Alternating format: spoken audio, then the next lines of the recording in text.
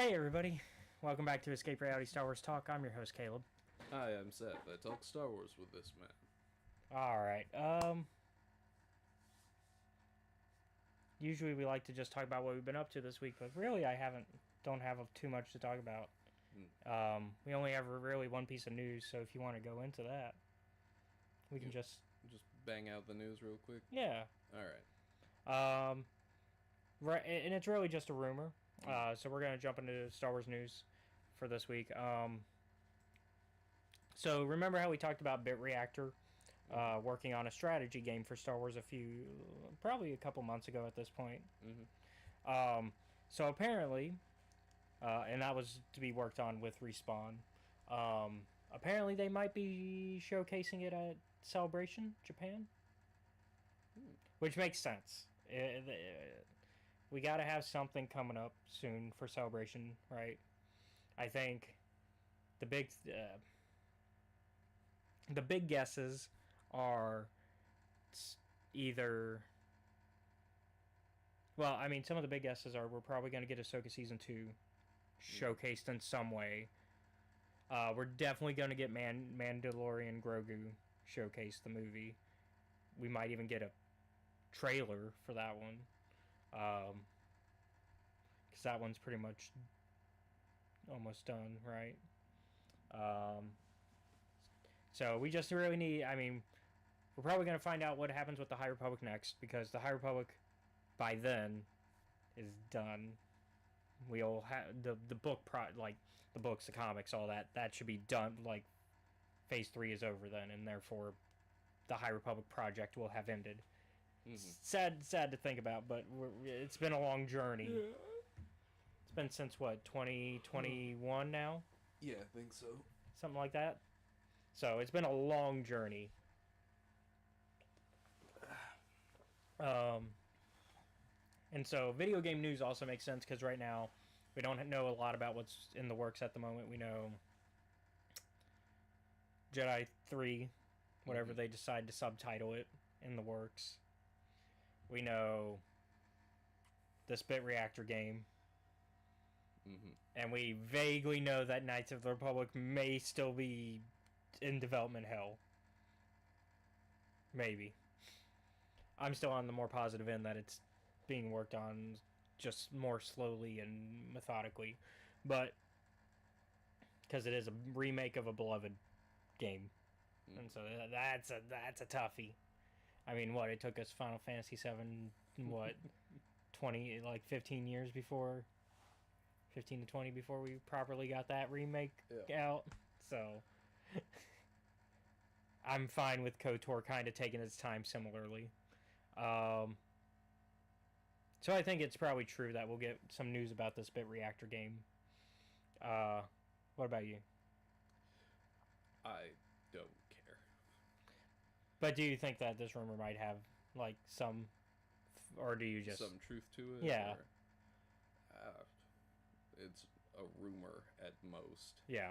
Let me see what our source is for that. Some guy on Twitter. Let me... Okay, according to Reddit, this is the Twitter account that posted it has like been knowledgeable about gaming stuff before. So I'd lean 60-30 or 60-40, 60-40 on the accuracy. 60 being like it could happen, right? Because when it comes to even reliable sources, they can be wrong sometimes. Especially when it's just Joe Schmo on Twitter.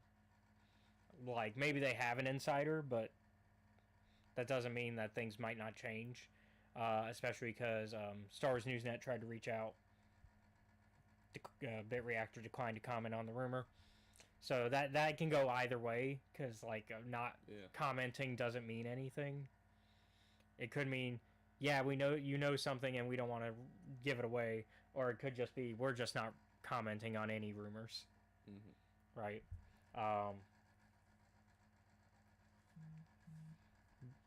I don't think it would get its own panel.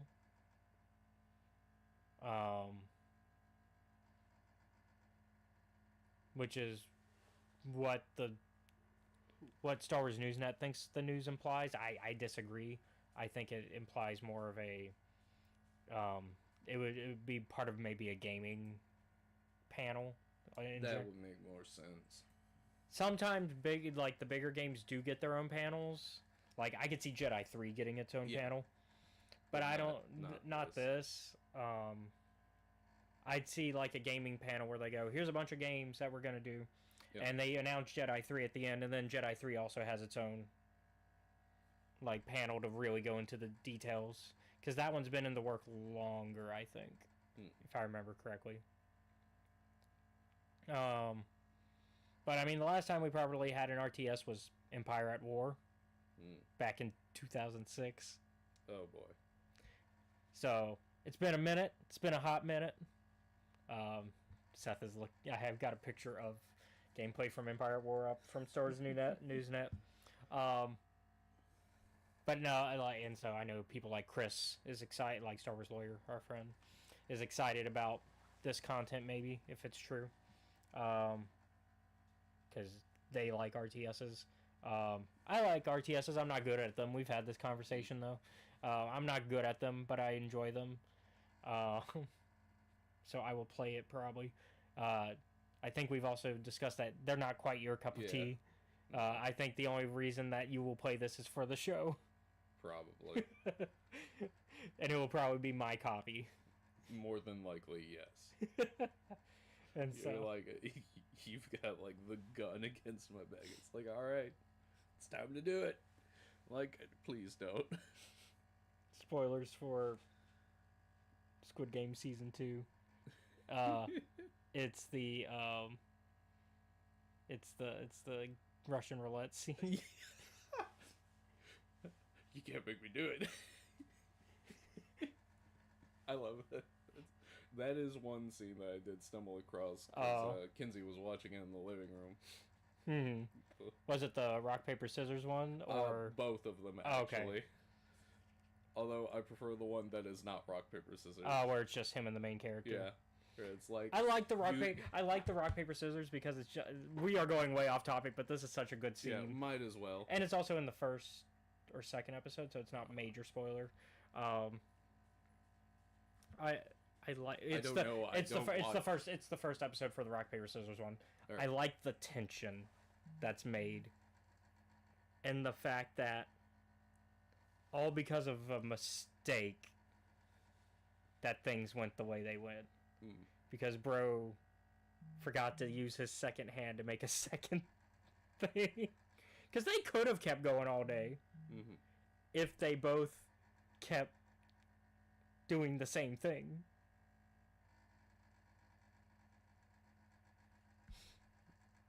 But also the fact that the boss really did care about his employee, and that's the sad part. He's like, oh, you really are my friend, so I'll take the hit. And it's just like, oh, you didn't have to. Because that's also the tension is, will he or won't he use that to his advantage? And I think that goes into our conversation about humanity and, like, within Squid Game Season 2 and, like, how the businessman views humans the wrong, like, views people who aren't, like, don't have money the wrong way. Because the fact that this guy who should be considered the scum of the earth was willing to sacrifice himself for his friends says a lot, I think. Anyways, that's something I want to... I was just thinking about that. I was like, But no, as far as going back to the actual topic, end of spoilers. I'm excited if this is real. I would like to. I don't know what we'll see other than maybe a name for the game at this point. Yeah. I don't. It depends how far into development they are. We don't know. Um, that's the only piece of news we got this week. So, I mean, if we want to just jump into it, because we got 13 episodes and a short story to talk about. Unless you had some... I'm going to talk about all the other bullshit. Oh, you got some stuff? Yeah. Okay. So this will be the going back, and we'll talk about it this week. Okay. What you got? What you have this week? What you got? So, while there was no 2020 game this week, I did give them the opportunity, like, you get one, each of you gets one question about, I had, the night before I had a sit-down talk with, like, hey, we're at, like, the 70% mark. Oh, okay, and so you're like, what do you want to see? What do you want to see? What can I improve to, like? Yeah, it's the common questionnaire that a DM eventually gives, where it's like, what do you like? What do you don't like? What do you want to focus on story wise? I think, and that's a similar conversation that, funny enough, tonight or at some point today, Josh is gonna have for the Goblin, because we're also like we're hitting Act 3, so he made a whole thing. He made like these really nice sheets for us to simplify stuff. He made like a characters sheets where he's like, okay, here's your characters, here's like your stuff that's happened so far regarding your character, here's like your connections, themes I've noticed that you've created, all that work. And he did that for all the players, and he just put it in one sheet. And then he did episode by episode, like, brief recaps for each session.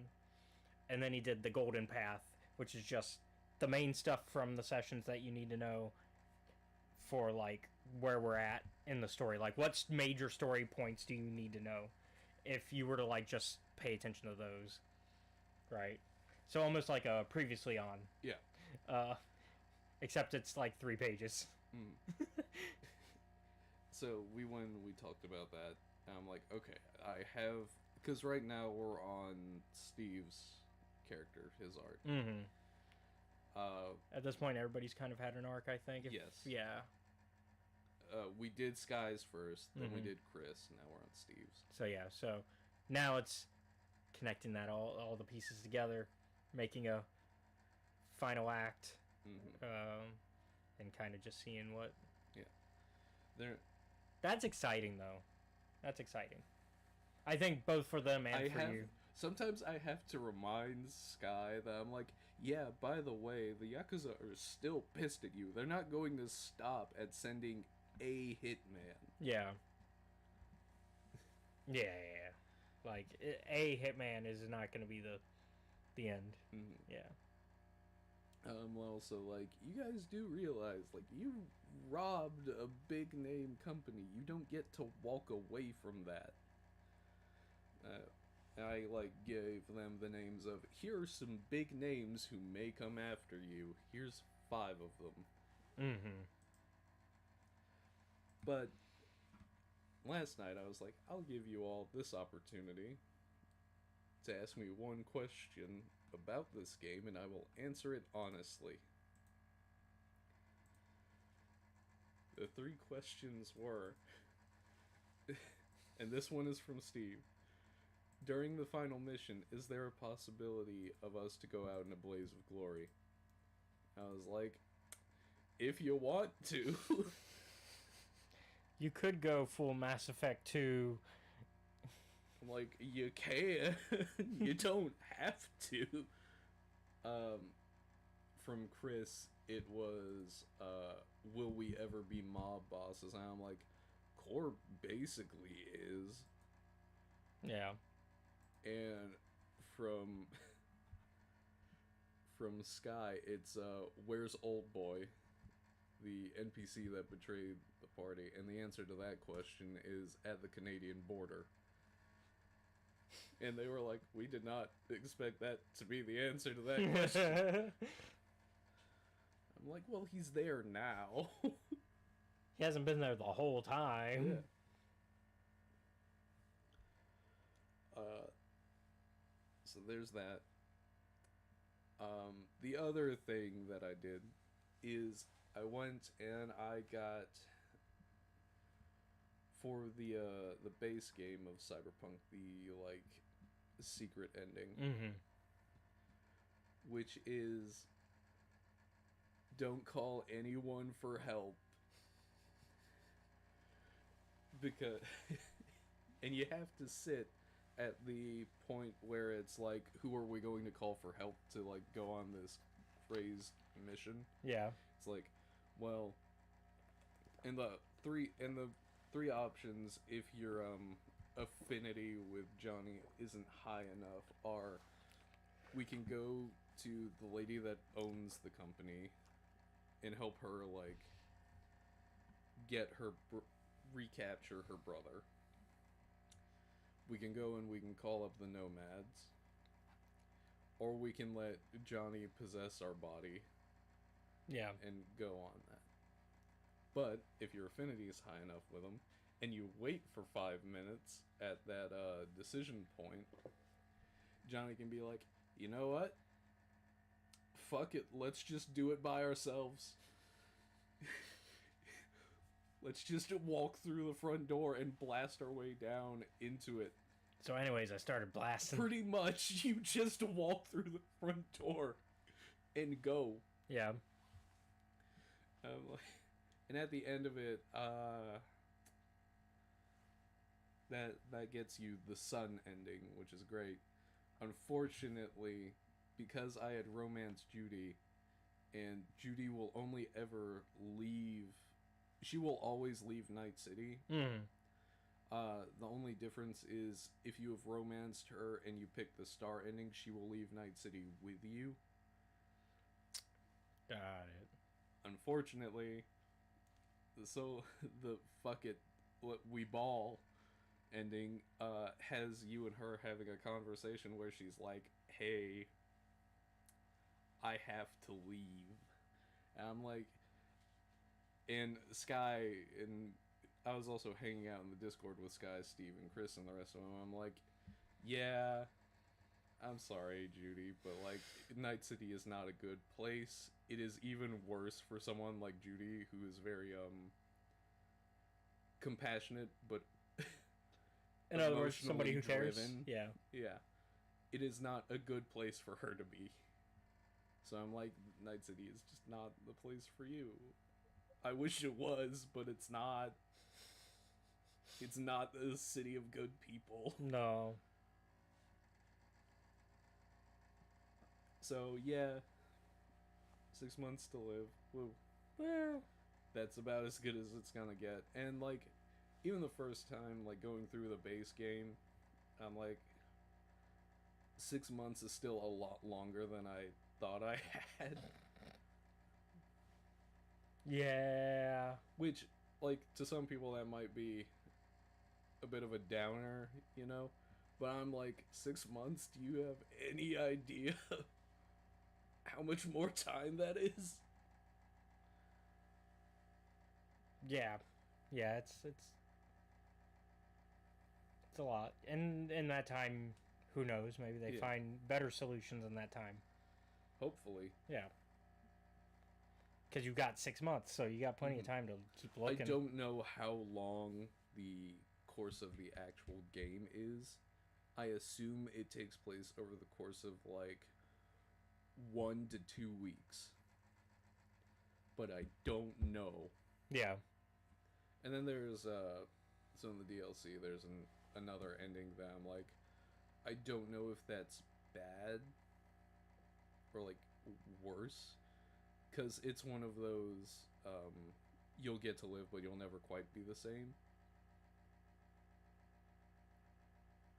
And I don't want to spoil it because that DLC is still fairly recent. Yeah. I guess if we're talking about games we recently finished, I refinished Dragon Age Origins, which y'all can watch on the Patreon. How do you feel? Not the same as I usually do when I finish Origins completely. Went off with Morgan to go be a good dad and have my wifey Morgan, and let my hero Ferelden enjoy his retirement because he's seen so goddamn much. And now I'm playing Dragon Age 2. And I forgot how hard it can be if you put it on nightmare mode. I assume Nightmare Mode is the hardest difficulty. Yep. Yeah, I feel like that result should have been expected. Except even in the tutorial.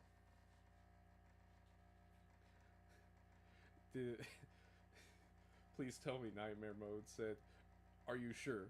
And then you clicked it again and it said, "Are you sure?" No, it doesn't. It doesn't ask that. It just assumes like, well, he said he was ready. Well, and I played the game before. Just I don't usually play on Nightmare Mode, right? Mm-hmm. Fuck that ogre at the start. Yeah, we're far enough in. I can say that. Mm-hmm. Fuck that ogre at the start. Because like, so the way Dragon Age 2, the way it opens. Mm-hmm. So Dragon Age 2, the whole game is being narrated by Varric. Right. And so, because it's basically things that go down at the end of Dragon Age 2 causes major things. I'm not going to spoil those things, and because I'm playing it again, and for those on the channel, I don't want to spoil it for y'all until we get to those things. But those who know, you know what happens at the end of Dragon Age 2. For you, I guess I can tell you. Mm-hmm.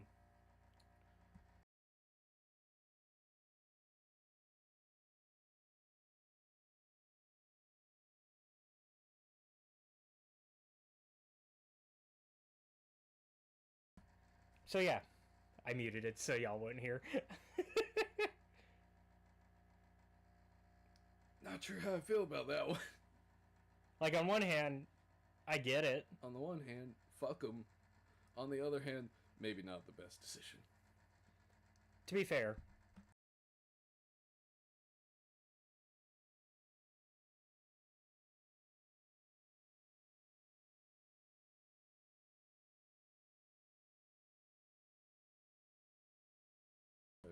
So that's what's happening. And probably not doing anything. Once again, I'm muted because once again I don't want to spoil things. Yeah. So because of that, Varric is narrating to this Chantry person named Cassandra, which you probably know of. You've probably at least seen her. She's like one of your companions in Inquisition. So Varric is telling the story. And so, at first, he's bullshitting. So, he's like, yeah, the champion, which is what you're called at this point, the champion, came from Lothering, which, if you remember in Dragon Age Origins, Lothering gets fucked up by the Darkspawn immediately, because after the Battle of Ostagar, that's where you go next, and then you leave, and then you can never go back to Lothering, because the Darkspawn and the Blight took over and destroyed Lothering. And so the whole story of Dragon Age 2, like, the themes in it are, like, being themes involve refugees and how society treats them. And then also debt. Debt is a major theme in Dragon Age 2. Like, you go into debt a lot in this game. And so, because it's being narrated, though, by Varric at the start, he's like, yeah, him and his sister fought off all these creatures. They killed an ogre. Like, literally, the game puts you in God mode. Like, I went back to, like, do some cheats and just see what happens if I go into God mode. And so I entered God mode during that cheat, and it actually, during that scene, it actually showed 0 as my, because it'll basically be a 1 or a 0. Like, it's whenever, because it's, like, PC immortal, so it shows like immortal status 0, and I was like, wait, does that mean the game puts me in God mode during this scene? And that is exactly what that means, because obviously, so yeah, the game puts you in God mode during that scene. Man, none of the games I have ever played have ever done that. No, but it's very funny. Yeah. And it makes sense for that scene, because it's like, oh, Varric is talking about how awesome you are, and then like a dragon swoops in, blah, blah, blah, and then Cassandra's like, wait a minute, that's lying. That's some bullshit. Which, funny enough, the dragon is not a lie, because of things.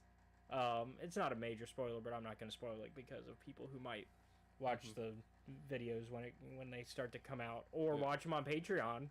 because they're already the first part 1's already up there, and I just recorded part 2, so it should be up there later today. So yeah, it's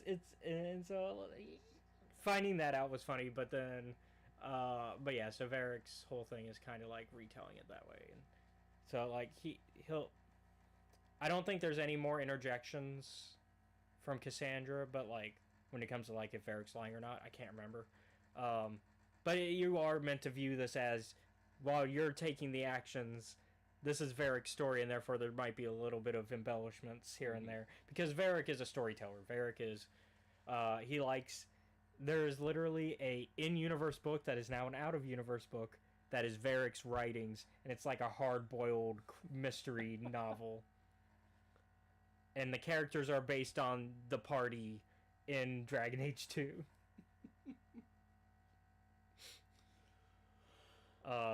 Oh, what's the name of the book? It's one that I need to read. Varric's big book of probable lies. Hard in Hightown is what it's called, which is very good pulp fiction type name. Because that's really what it is. It's like a pulpy, noir sort of deal. Because that's Varric's thing, and even like, because in Dragon Age, in part 2 of the video, I got to Varric's in game, like his actual introduction. Once you as your character meet him, and it's I forgot how awesome his introduction is. He has that flair and charisma, but once again, it's from Varric's perspective. This story. Yeah. So this is something you got to think of, is the unreliable narrator thing in the back of your mind, of like, is Varric just adding to his own charm, his own hype, or is this actually how he is? And it's a little column A, a little column B, probably, if we're being completely honest with the story of Dragon Age 2. But I like that Dragon Age 2 plays with that, because like the story of Dragon Age 2 spans years. Because the escaping from the ogre and all that, which took me three reloads, man, and like a lot of circling around and just kiting the enemy until I could get my stamina stuff rebuilt so I could strike harder hits as my health was at half damage, and so like, God. And so, in part 2, I also have to do some strategic fighting. Because I'm like, because Origins Nightmare Mode is not as difficult as this.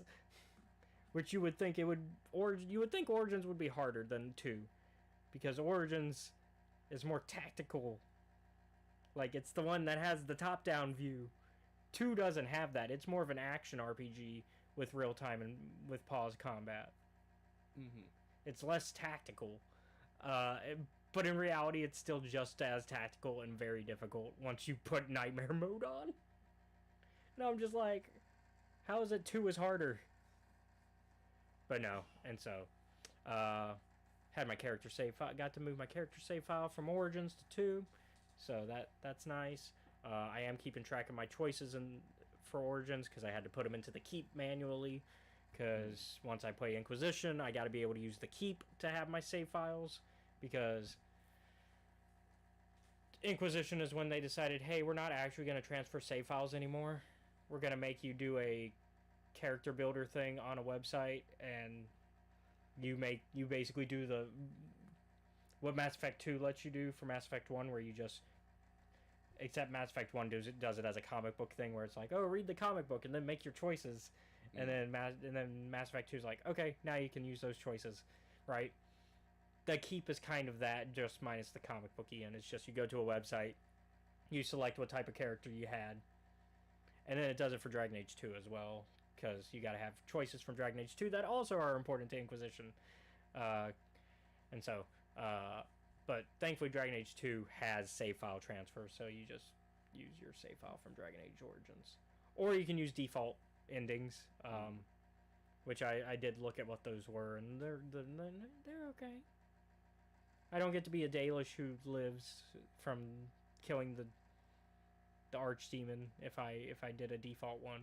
I also don't get any of the they don't mention any of the DLC stuff in the default. But when I did my custom one from the save, I could actually see what choices were highlighted from that final save that I made, and we're like, oh yeah, you did this in the that DLC, you did that in that DLC, and here's what you did in the final DLC, and I'm like, oh, okay, so you pay attention to that. I forgot how well they pay attention to the things, but yeah, so that's what I've kind of been up to. Let's get into it because we're almost an hour in. Yeah. Now that I've stalled for an hour. So let's do the first 10 episodes, because chronologically, it's weird, right? Chronologically, the short story takes place before all of Season 6 is done, but if you do, like, episodically, it's episodes 1 to 10, short story, episodes 11 to 13 for Season 6. So, we talked about, we watched the Clone Wars Season 6, which is only 13 episodes. Yeah. This is I'm going to call this the conspiracy season. Yeah, it's called the Lost Missions, actually, is what the season is dubbed. Because it was the Netflix season. Because this is after the show got technically canceled. Because it wasn't on Cartoon Network anymore. This is the last season we get before the Disney buyout. Which is why the show gets canceled again after this. This show's kind of this show is the Star Wars Futurama. It gets canceled and then it comes back. And then yeah, so I actually dubbed the first arc as the conspiracy arc, because that one's really the conspiracy arc. Yeah. The other ones are kind of like, oh, these are secrets that, you know, we didn't know about that happened. So episodes 1 through 4 is the conspiracy arc. Poor Fives. Oh. Also, poor Tup. Tup. Let's talk about that, because Tup gets kind of tossed to the side once episode 1 is done. Yeah. Oh, man. So Tup accidentally fires and kills a Jedi. Yep. Because, for some reason, Order 66 got activated early for him. Yeah. Like, pre-battle, he is having, like, these horrible, like, headaches. Which there are some theories about why the chips act that way sometimes. Because I watched a really good YouTube video talking about how Order 66 has evolved over the years. Yeah. Because we can talk about this now. Because in episode 3, it seems like it just automatically it seems the clones are in on it, right? Yeah. That's how it used to be. The chips are a relatively recent addition to canon. Like, I think this is the addition to canon. Like, this is when they were introduced as a concept. Yeah. And so, like, up to this point, we were led to believe that the clones were mostly in on it. Yeah. And from the beginning. It's the most Jedi did, like, if I remember correctly, the general consensus was a lot of Jedi did not treat their clones very well. Well, it's not even that. It's more of just they were trained to do this from the get-go, whether or not the Jedi treated them well or not. And because even in, like, stuff like original Battlefront 2, if you play the campaign, they're like, oh yeah, we started to respect them, which is why it sucks what we were going to do, like, within the next couple hours. Yep. Because they're like, we know it's coming. We know the war is almost over, and we know when the war ends, we're going to do this. Yeah. And so, like for example, Ayla Sakura. They're like, yeah, we respected her a lot, which is why when she's, like, talking about how cool we are and how awesome we are, we couldn't, it's a good thing we wear helmets, because we could not look her in the eyes. Which is cold.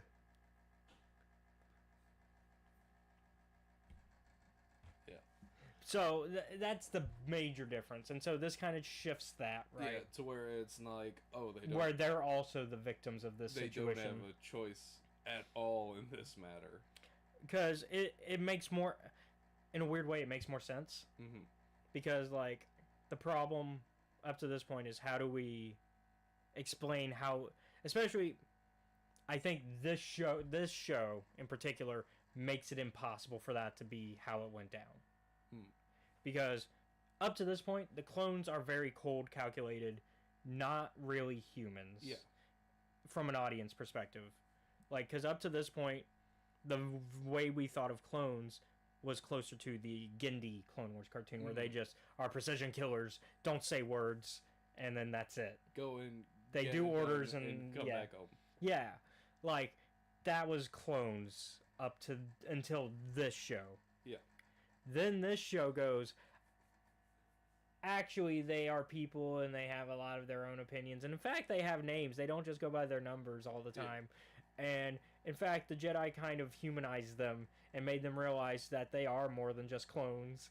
And so, which goes into a discussion you and I had about how the Republic has to win the war for Palpatine's plan to work. Because if they lose, you're fucked. Yeah. Your big dumb plan doesn't work. Yeah, you can't, because we talked about how it would be harder to convince the Confederacy to elect Palpatine as Emperor than it would be for the Republic. You mean the fact that they left when you got into power? Not all immediately, but some left immediately, and because we are now getting more and more media proving that the Separatists as an ideology, the Confederacy existed before even Dooku or the Trade Federation and them really got their hands on it. And it's like, it's like your plan to Palpatine almost screws up so many times. But yeah, so like, I think the chips are a necessary change. Yeah. This is a change that had to happen, otherwise it doesn't make it makes no sense. Yeah. And so there are a lot of theories though about why the chips malfunction, because we've seen this malfunction before.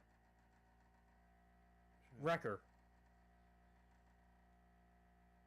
After he bonks his head. Yeah, I was thinking like head trauma is probably one of the things that could cause it. And I think there's another example of this in something that you haven't seen but I have. Yeah, I know where it's from. It's from the Kanan comic. And so the only other thing I can think but it does the opposite in the Kanan comic, where he's already got the Order 66 chip thing going. And then he goes bonk, and then he goes, oh, actually I don't want to kill this kid, he's actually right. It's not an immediate change, right? Like, it's a little bit of a I'm dizzy, and then it goes, oh wait, no, stop. Yep. So it's similar to like Wrecker at first being dizzy and then starting to go, good soldiers follow orders. Yeah. So there's a lot of theory that it's head trauma, because it's in your brain. Yep. And it might not be the most well placed chip. The two things I was thinking, I was like, it's either head trauma or maybe it seems it's also infection of some sort too. Yeah. At least in I was thinking about potential things that could have caused this. At least in Tup's case, because like we see how corroded his chip is when they show the X-ray. Like, this is gonna be a poignant but also slightly gross comparison. So for like Red Ribbon Week at school, did they ever show you like, here's what a healthy lung looks like? Oh yeah. Here's what an unhealthy lung looks like. One that's been smoking for decades. Yeah. It's that. Yeah. Because even one of my favorite characters, AZ, I love AZ. Yeah. He's just like, yeah, here's what yours looks like. Here's what Tup's was. And Tup's is just fucked. Like, it's like half gone, and it's got like little things around it, like it's growing like some sort of fungi in it. Also gray. It is. Which is not what that color is supposed to be. And so I think it was a little bit of the head damage, but also I think that one was just so infected by something over time that maybe he got exposed to. Yeah. Which is a theory that they do bring up. They're like, oh yeah, we think he got exposed to some sort of thing.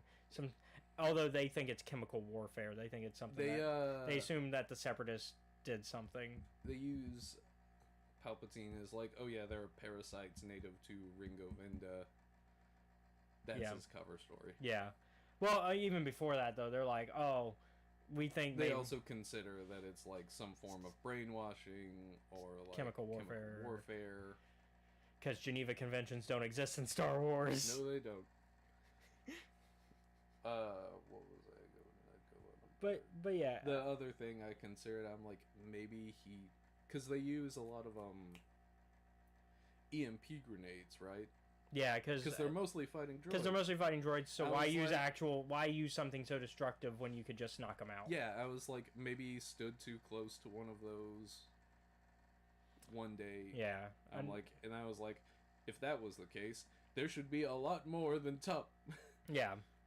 So I think it's a little bit of maybe he got some head damage, loosened it a little, and then afterwards got infected with something, and that kind of made it easier for it to get corrupted, or other way around. Maybe he got corrupted, and then that head trauma finally happened, and that was it. That was it.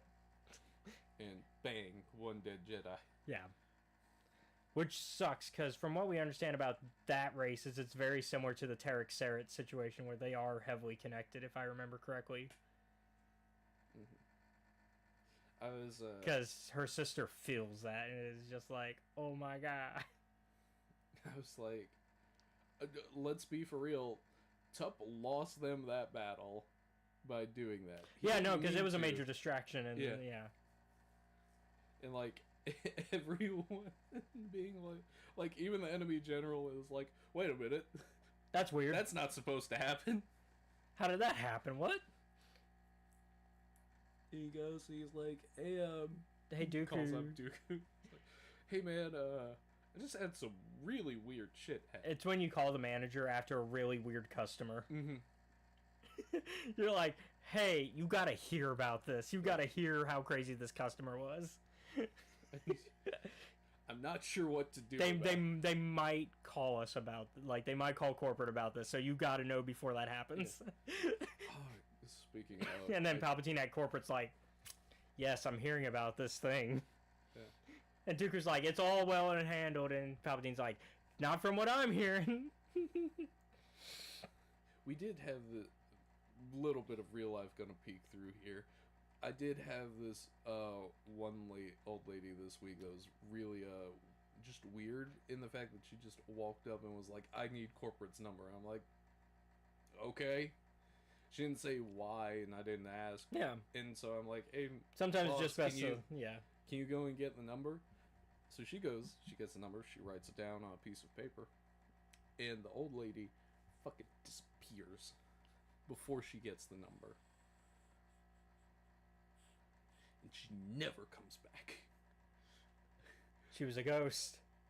Maybe, but I don't think ghosts wear, like, the little boots for when your leg is fucked up. It's the Dollar Tree ghost. It might be. I don't think so. But that was weird. Feels like the type of ghost Dollar Tree would have. Yeah. Fucking asking for corporate's fucking phone. But, back to... Yeah. So the rest of the arc is basically us slowly discovering what's really going on. Five's being brought along on this journey, and then going, hey, there's something weird going on here, because multiple things are weird. Nala says like, hey, we gotta kill this clone in order to find out what's going on, and AZ and Tup or AZ and Fives are like, no, you don't. We could do another heavy scan, and we'd probably get what we need. We can switch over to an MRI instead of an X-ray, you know. And Nala's like, no, we gotta kill him. I'm like, why? Because to get rid of the evidence. Yeah, I know. But I'm like, she's like, oh, his body is too weak. I'm like, if his body is too weak, you can just look at it once he dies anyway. But I love, like, AZ's character growth throughout this, where he's like, I'm starting to think like people. Because AZ at first was like, my programming says this, and then slowly Fives is like, yeah, but you got to think beyond that. Yeah. You got to think beyond the programming. And AZ is like, your name is CT5555. He's like, no, it's fives. That is such a good joke. It's such a good joke. Because AZ's like, yeah, your number. He's 5. He's like, no, 5s. And he's like, I don't really see a difference. Yeah. It's like, that's not. One is a name, one is a number. It's like, that's the point. And AZ's like, no, they're both numbers. Oh my god. And that summarizes the dynamic of AZ and Fives for episode 1.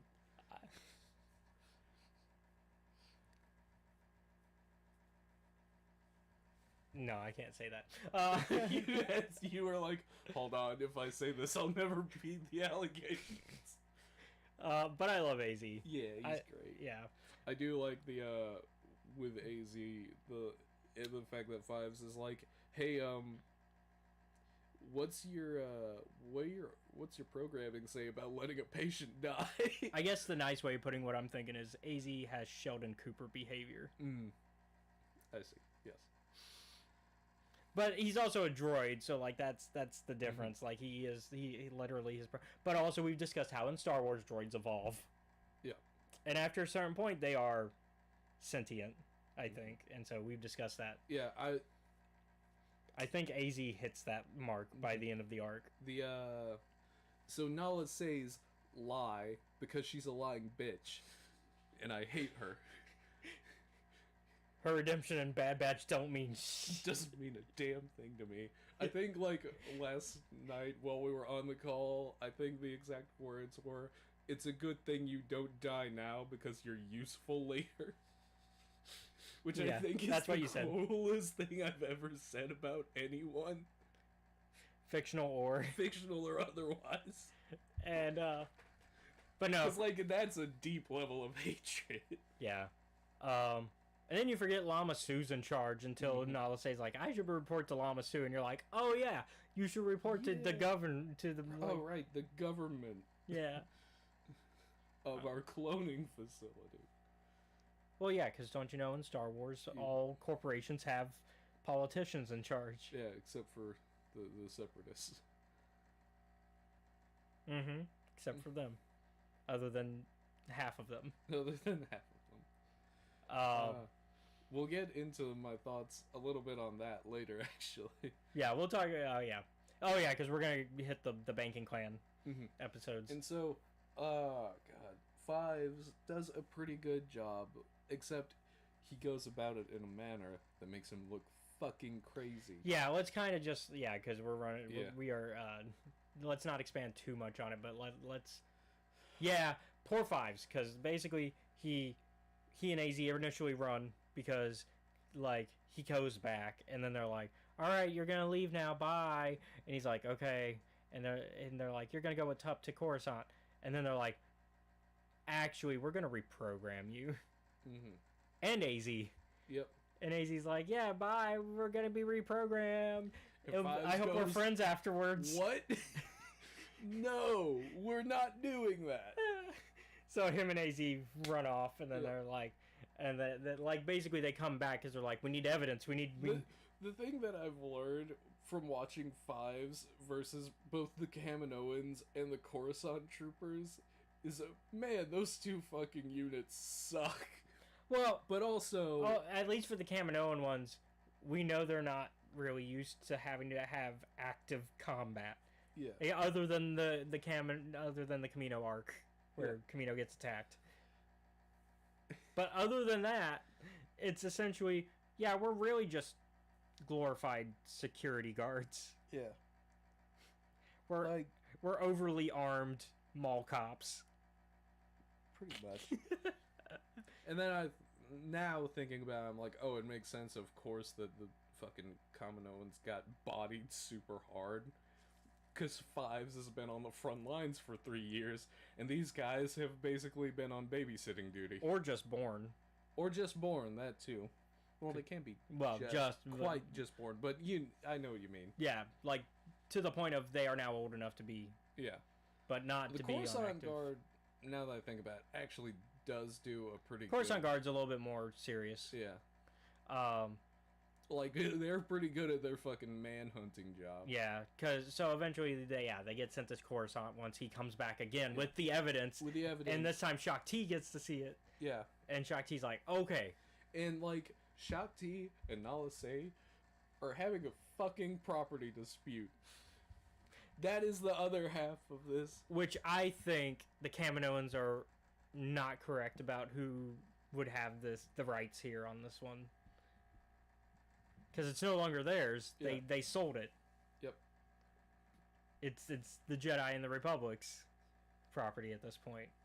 Not that that's the word I would use for clones, but that's the word they use throughout this argument. And I think Shaak Ti is also the same. She's like, I don't like having to use that word, but if I'm going to represent these clones, I have to. Mm-hmm. I think that's the case of what's going on here. Shaak Ti's like, I don't want to call them property, but it's the only way to beat these people. Yeah.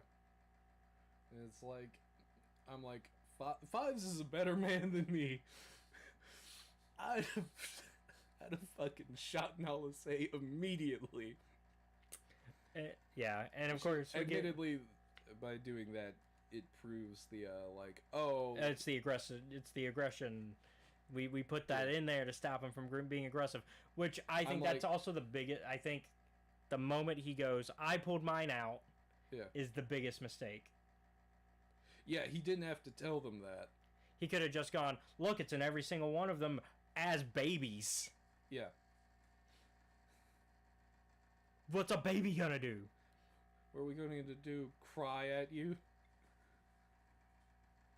Like, these, not even just babies, they're fetuses, and he's like, yeah, they're already in there.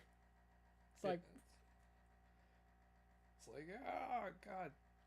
Because they go to like the little DNA chamber, and they're like, yeah, it's in all of them. And that's when Nala Se is like, it's actually an aggression. It's an aggression thing. Yeah, to keep them from being as aggressive as their progenitor. Yeah, and I'm like, I don't know if you noticed this, but Jango wasn't really that aggressive.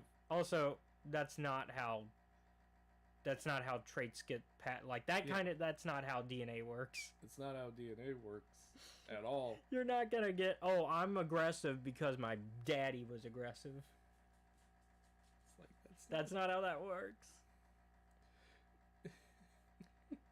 I was also like, yeah, if the plan was to stop them from being aggressive, why did you send them into a 3-year war? Well, by that I think they mean overly aggressive to where it goes beyond like following orders and it becomes, oh, we're just gonna kill everybody, right? Mm-hmm. But at the same time, that's not how that works, and that's not also how Jango was. Yeah.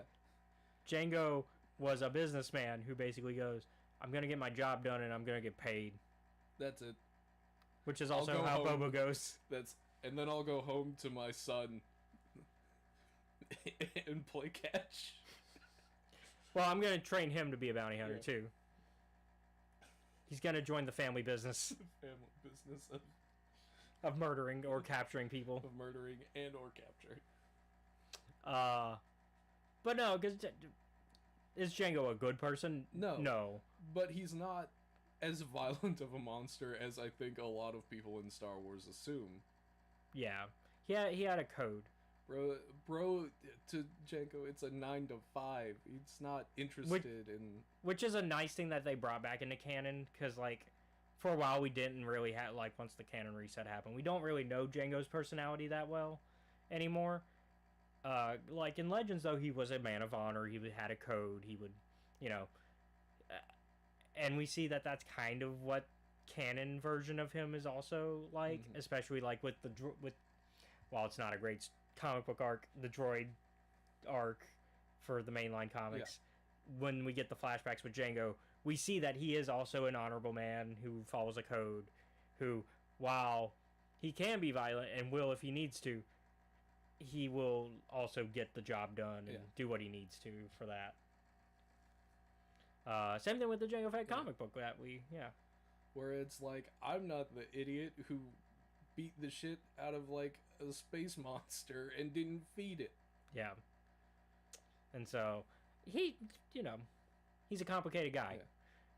Yeah. It's almost like he's not a good guy, but he's not a bad guy either. He's just a simple man trying to make his way in the universe. Unfortunately, the universe is a lot more complicated. Yeah, unfortunately, politics exists. Yeah. And you have crossed a lot of political lines, buddy. Yeah. So... Don't worry. I guess, in a sense, your clones will in a minute. Yeah. But yeah. And so... So Fives... I like the world building also once we get to Coruscant, and once he's on the run on Coruscant as well, because Palpatines. Yep, Palpatine is a snake. He's like, yes, I will meet... Also, I hate that Season 6 has... I love the man. I love his voice. I love him as an actor. Mm-hmm. But Tim Curry is not a good Palpatine. He's doing his best. And I know we talked about this in Season 5, why the change happened, because the voice actor died, so they had to find somebody else. Tim Curry doesn't work. Season 7, we fixed that. It's no longer Tim Curry in Season 7. But Season 6, we get Tim Curry. And, well, does it change in the last 3 episodes? No, it's still Tim Curry. But yeah, because eventually we switched to Sam Witwer as the voice. So,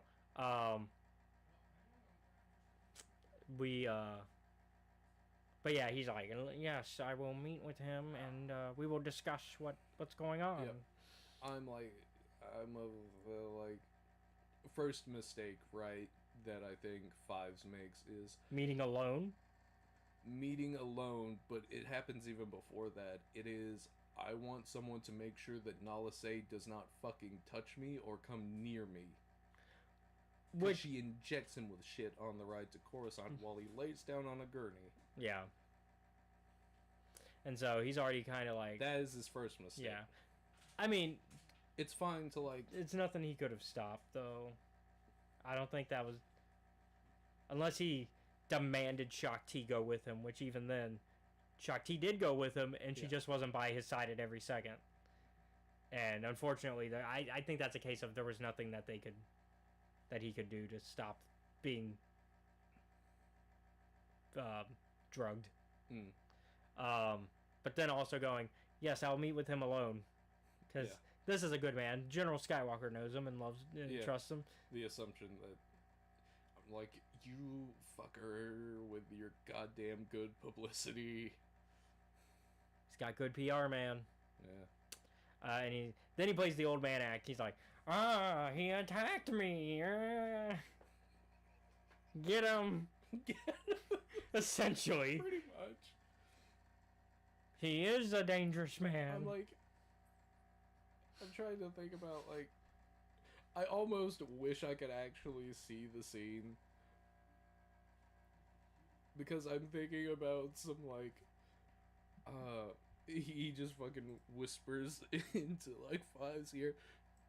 They'll never believe you, but it was me. Essentially is what happens with that scene. Yeah. It's like, damn it all. It's a Tup can't run, he's dead. Yeah. Fives runs away. Also, sorry, Zach. Oh no! He said he loves you. Oh. We love Seth, so probably also talking for Pixie.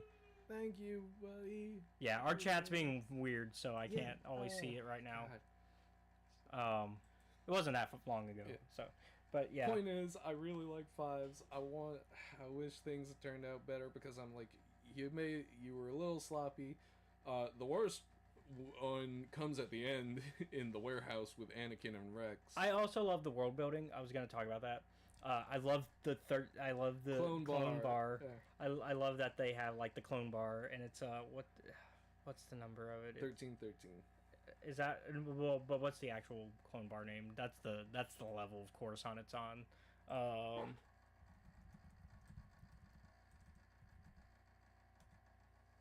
79s. That's it. Yeah. I really like that they have a clone bar, which is basically just like it's like a military bar. It's like because we have those in real life where it's only veterans or active military. That does have one of my favorite fucking jokes this season of like when he gets out of the car and the cab driver's like, who's gonna pay for this? Your tax dollars.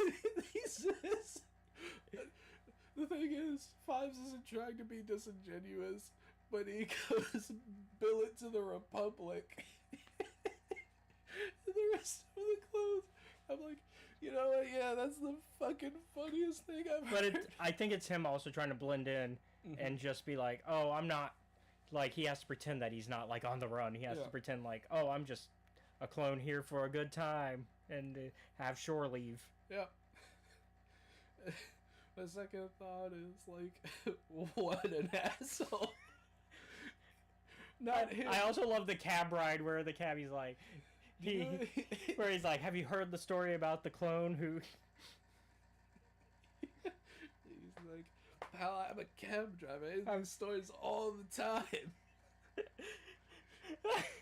It is a brief moment of levity in, like, a super fucking serious... I wonder if that was a Dave Filoni choice for that, or a George.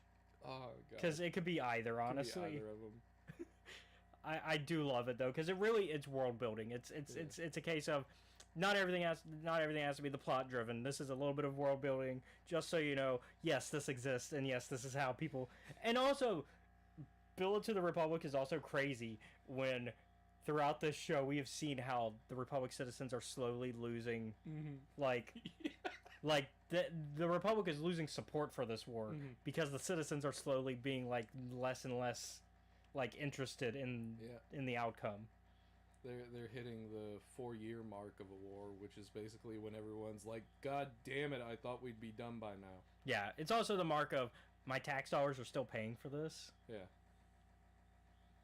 Yeah, they're gonna pay for that fucking cab ride. So yeah, the bill to the Republic is crazy. But then so then he gets in contact with them, Jesse, and is like, hey, have send me Rex and Skywalker, because they're the only ones I trust to give this information to. Unfortunately, Fives is also like tinfoil hat at this point, which fair. Because we talked about that last night, you were like, yeah, at this point, and I was like, but also he's been drugged. He's got Palpatine. Who knows what Palpatine did to him? Yeah, like. Things have gone wild. Yeah. And so, yeah. Unfortunately, because of that, he does. Anakin. I think the bad choice that Anakin and Rex make is letting the. I forget if they knew that the Coruscant security was also showing up or not. I don't think they did. They did not know. I can't remember how Coruscant security knew to go there, but to the warehouse, but. Only thing I can think is like that they just happened. Yeah. I think I know what it is. It's that they fucking. It's probably that like Jesse used like fucking.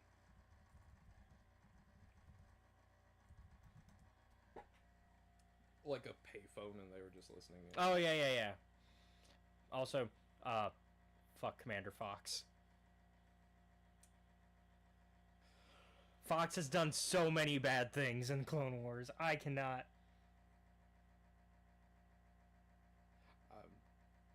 That's the one that's in charge of the Coruscant Guard.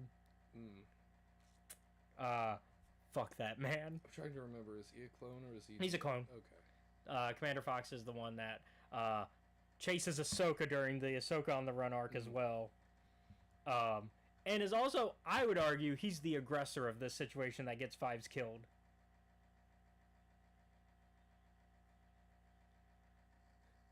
Admittedly, Fives having Rex and Anakin in, like, the prison box is not going to help his case very well. No, but I get, it's a case of, I think if Fox was not there to fuck this over... I think Anakin and Rex could have talked him down a bit more and could have had a chance to actually have a conversation about what's going on. Because I think Fives respects them enough that he would calm down if they once they really started talking. But Fox fucks that up. by being there at all.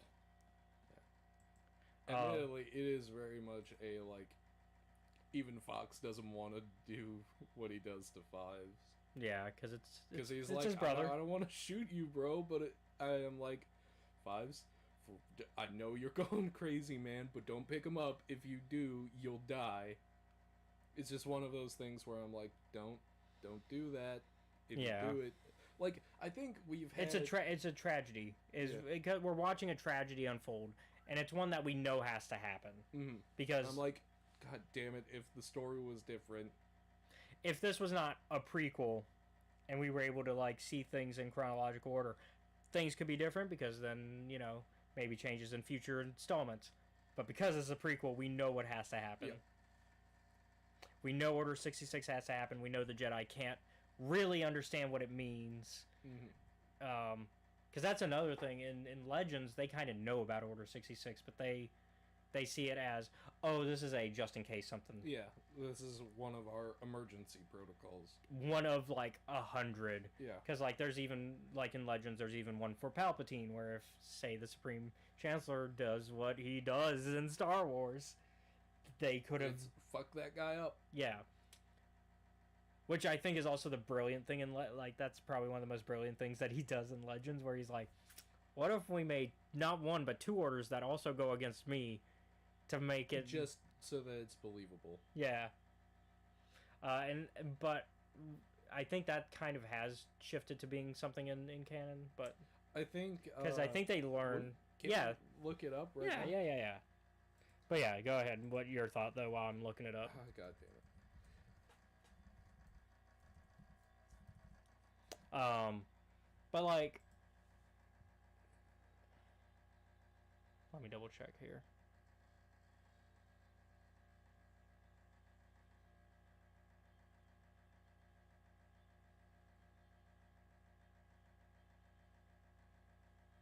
Yeah. So at least in canon, they don't really ever learn about Order 66 until it happens. No, I'm thinking about, like, what the actual name for the list of the other one is 65. I think it's 65.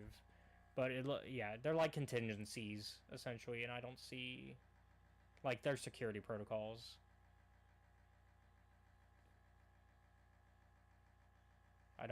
I think Order 66 is the only one in canon. Because I don't see... Yeah, because this is Legends, Order 65 still. So, yep. I keep thinking it's like... Yeah, there were 150 contingency orders in Legends. We didn't know all 150. Oh, hold on. Yeah. Executive order codes for the Grand Army of the Republic. Okay, so that's what they're called in canon. Also known as the 150 General Orders.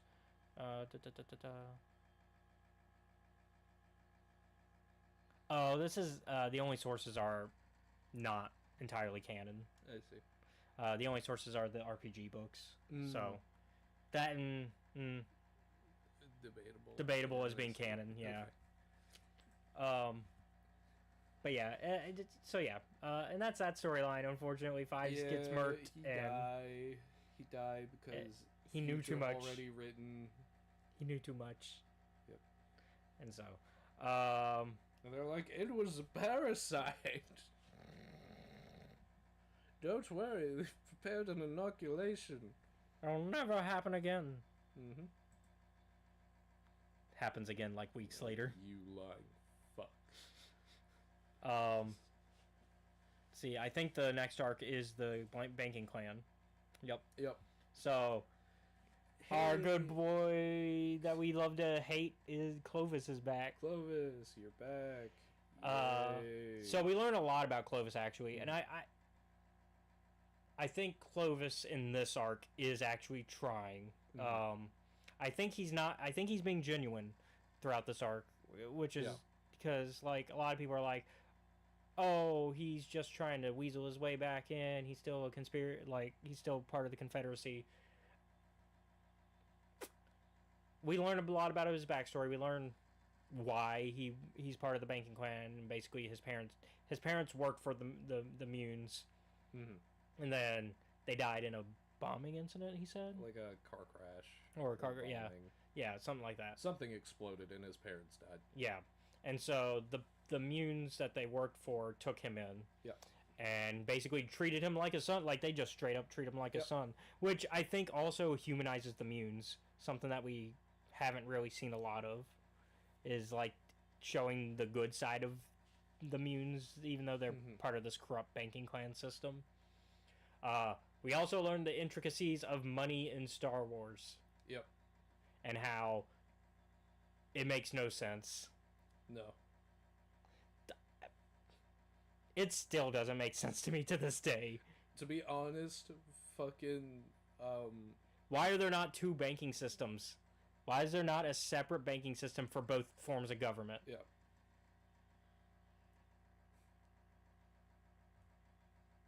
That would prevent this entirely. Yeah, wait a minute. Hold on. Because, like, in episode 1, Watto tells Qui-Gon that Republic credits are good out in Hutt space. Which means the Hutts have an entirely separate economy. Now, do they probably measure their economy on something that's concrete, like how we measure it in gold?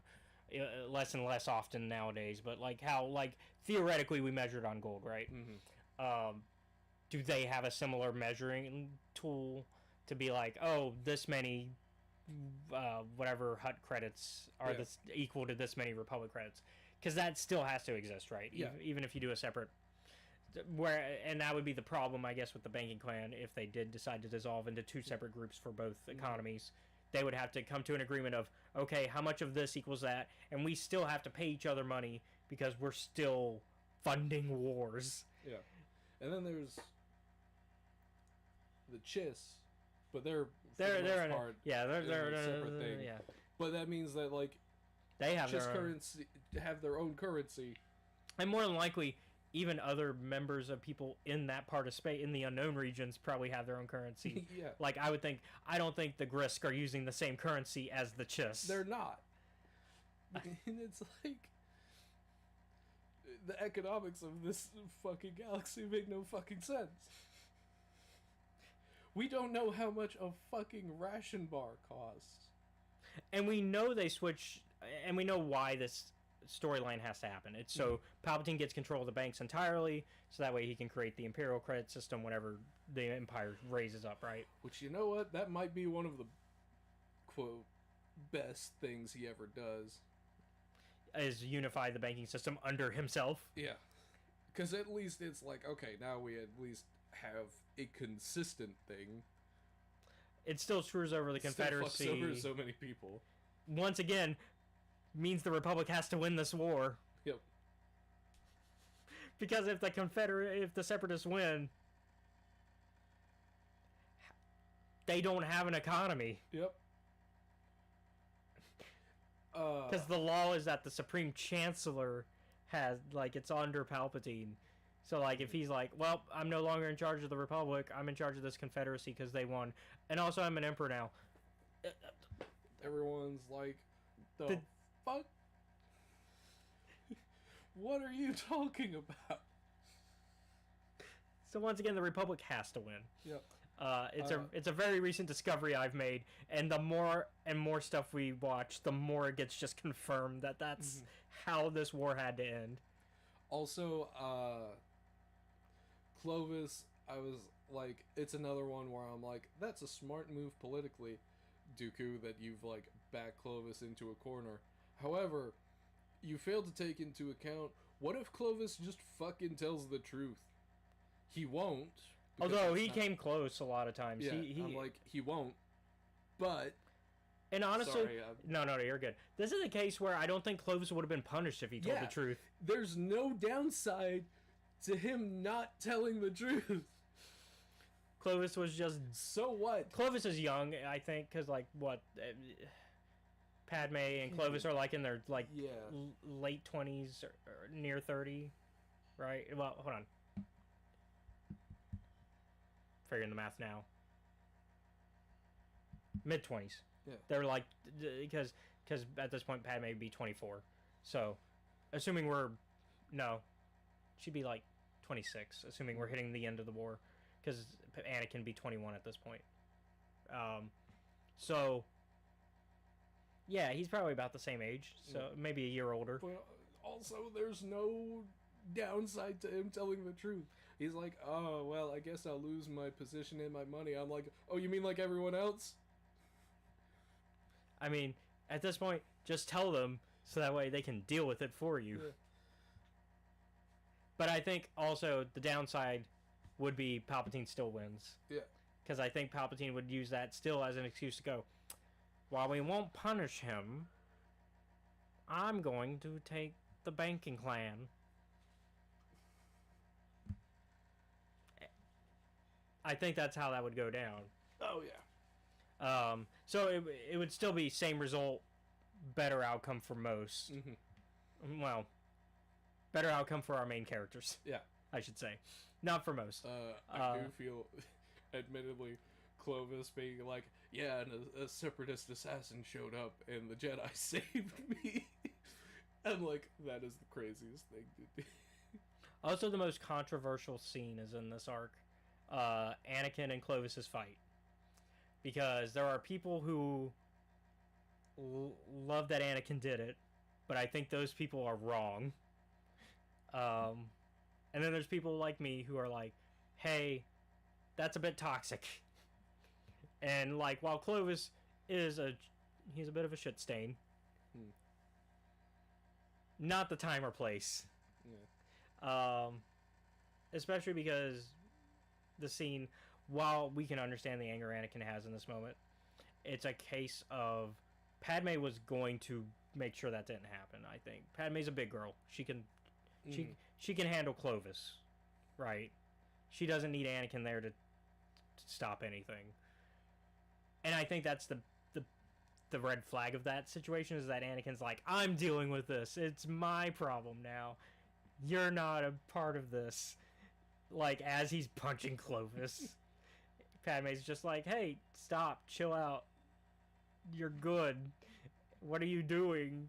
Anakin, meanwhile, pummeling this man with his metal fists. Like, Clovis, let's see how well you are without your Jedi tricks, Anakin. Alright. Anakin's like, I grew up on the streets. You have no idea what you're asking for. Anakin's like, I grew up on Tatooine, I've dealt with the cartel since I was born. What can you do? Rich kid. So while I get the there's a bit of a... I think there's some catharsis behind it. But also, bad move for the marriage. Anakin shows his colors there a bit. Like, on the one hand, I get it. On the other hand, we still have to be disappointed in it. Anakin, no. Yeah. And so like, because I talked about this last night, it's not the worst thing Anakin does ever, but it's definitely up there in probably the top 5. And it's definitely bad for like his marriage, which Padme points out. She's like, this is why it's bad that we have a secret marriage, because when we lie to each other, and you have all of a sudden you have to be jealous because of situations like this, and you can't control your jealousy, and that's a problem. You also keep babying Padme. Like, this entire arc is Anakin going, you don't know. Actually, that might not be the worst thing he does this arc. The worst thing he does this arc is threaten to leave her on the banking clan planet. Oh yeah. That's the worst thing he does, actually. That actually is. He's like, I'll just leave you a prisoner of war then. Come on, before I change my mind. It's like, yo, you said that to your wife? That's grounds for divorce, I think. Padme asks, how long have I been in here? And he goes, 5 days. But I can make it a year. Yeah. I'm like, that's crazy. That's crazy. Like, that's pretty wild. That feels like Padme should have just had the papers ready as soon as she got home. And you know she could get those papers ready by the time they get home. She just calls up Mon Mothma and Bail and goes, "Hey, can you drive me?" That's me for real. She calls up Sabe when she wants something to actually get done. Because let's be for real. And Sabe doesn't like Anakin at all. Yeah. So, except, like, Mothma and Bail would be like, well, let's think about the politics of the situation. And Sabe's like, I don't give a fuck. Let's get through with it. No, Mon Mothma would probably back up, and from what I've been reading anyways, she would definitely be like, nah, we're getting these papers done. Because also, Mon Mothma would be like, you shouldn't have been in that marriage to begin with. The fuck is wrong with you? No, but yeah, Sabe would step up immediately and be like, alright, let me gather who I can to get those papers. Sorry, that divorce should have happened as soon as they got to Coruscant. But once again, this is a case of we know what happens in Star Wars. We know that can't happen, but it's fun to think about. And be like, what if she just said that was it? That was the last straw. Then Anakin has some of the Anakin being petty. Like once the actual stress of the situation is removed, it's fucking really funny. I think Anakin does have I'm gonna give him a little bit of leeway here. The final episode, I think he does have this much growth. Because he actually legitimately does try to save him. Yeah. At the end there. Yep. Like, he legitimately is trying to save both of them. Because he could have literally, like, Anakin in the first episode would have went, you know I'm right. Yeah, like, as a matter of fact, I think that in episode 2, like, when Embo shows up to, like, try and kill him, Anakin's like, I'm not trying to fucking save you. So yeah, no, if they got to that point where Anakin has to make a Sophie's choice between Padme and that man, in that first episode of that arc, oh, it's Padme. He's letting go. Yeah. He's letting go immediately. Will that create even more problems in their marriage? Absolutely. Yeah. Would Anakin lose sleep over it? No. Oh, God. But once again, that would prove Anakin's toxicity. Yeah. But I think he has a little bit of growth, because he does... Now, do you think he still could have saved him? Because Anakin didn't use the Force at all. It's also been an exhausting week. I feel like he could have used a little bit of the Force to... Probably, but I'm also while it was his choice, Anakin still could have went, nah, I'm not respecting that. Because I know I'm going to get home, and Padme's going to not let this go if I let you die. Because we've seen people catch other people when they're falling like that. Mm-hmm. Jedi Fallen Order, that's the whole reason the rest of the game happens. The thing that I was thinking about is, I think that Anakin was used too much of the Force. You had some video game logic. Yeah, like the physics engine just breaks. Well, not even that. It's just the video game logic of, oh, his MP bar is gone. Yep. No more mana. All out. It's like, I've been fighting this bounty hunter for like 3 days. Can I fucking catch a break? And then war. And my wife is arguing with me. And now we got a war on a neutral planet. Yeah.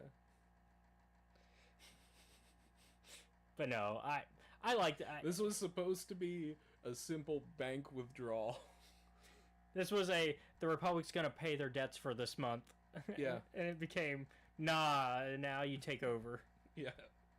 Instead we got a separatist takeover. And then a Republic takeover. Yeah. Well, a Palpatine takeover. Let's be correct here. And sometimes I'm like, Palpatine, if any of these assassination hits on yourself actually worked. Because I'm right. How many times I'm like within an inch of dying. But yeah, I like this arc. While there's things that don't make sense about it still, like, I will go all day about how the banking system is dumb in Star Wars. No. They're like, we'll pay ourselves. It's like, with all that money you don't have. Yeah, before Palpatine owns the bank, how do bailouts work? They don't. Because that's like how our government like works. We watched that episode of Always Sunny again. Just, but no, it's yeah. So I get, and with Palpatine running it though, bailouts can happen now. Interesting enough. And then the next arc is Jar Jar got Riz. Yeah. And Mace is there with him. Yeah, so some people have gone missing on this planet, and they're like, "Hey, these are important people, and we're losing a bunch of them. We're having a bit of a crisis here. Can Jar Jar come?" And they're like, "You mean the useless guy?" And they're like, "Yeah, our queen likes that guy, and he's really he's really smart." And they're like, "This guy." "You're sure about that?" "Yeah, he's like brilliant." They're like, all right. We'll send one of our guys along with him." "Okay, but can it not be a Jedi? We don't trust them."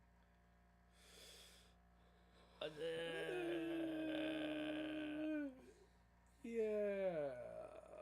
No, we're sending a Jedi. Because our history is complicated with that, because we believe that when they take children, it's kidnapping, even though that's not how we've had this discussion. It's not how Jedi function. They do not just take kids. It's not how that works. I think that is propaganda from the cult that are the bad guys in this arc. I think that they started that rumor. Because they are also force based.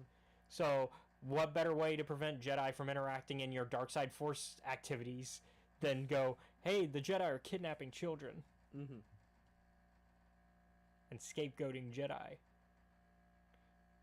More than likely that cult was the ones kidnapping children. Oh yeah.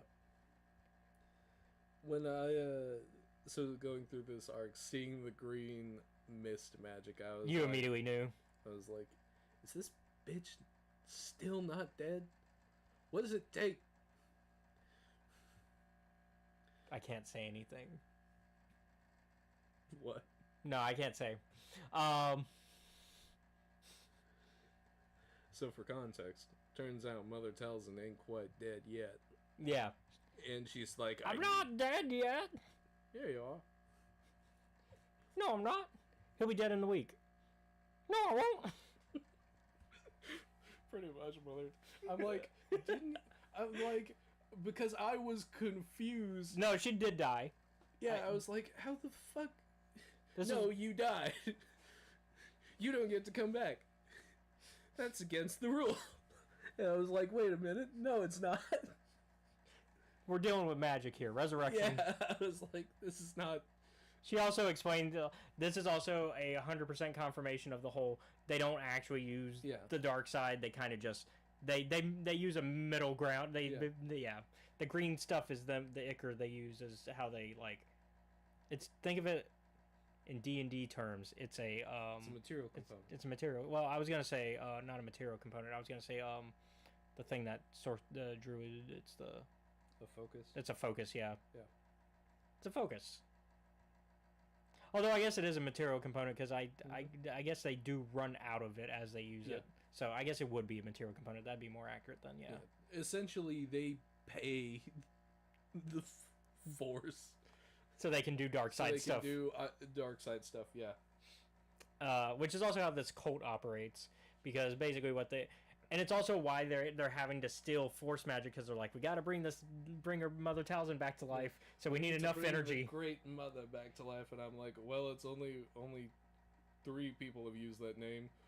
One of them's dead. One of them isn't canon, so I guess it has to be the witch. And she's also dead, but also green magic. But also green magic.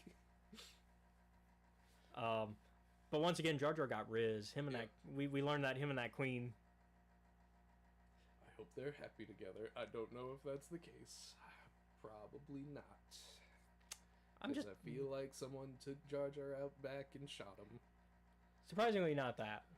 Not that? No, but Jar Jar does have a sad ending, so it's just not that. Honestly, I think his ending is sadder than that. Oh no. But yeah. We've gone over this. I don't hate Jar Jar. No. He just made bad choices. But also, that's not his fault. He was just easily manipulated. And to be fair, the man manipulating him has, like, 19 in his charisma. That old bastard. Like, Palpatine got that high charisma. Yep. I guess that would make him more of a sorcerer based. Well, yeah. Yeah, he's more sorcerer based. He's just like, charisma stat, let's go. Max that puppy. Mm-hmm.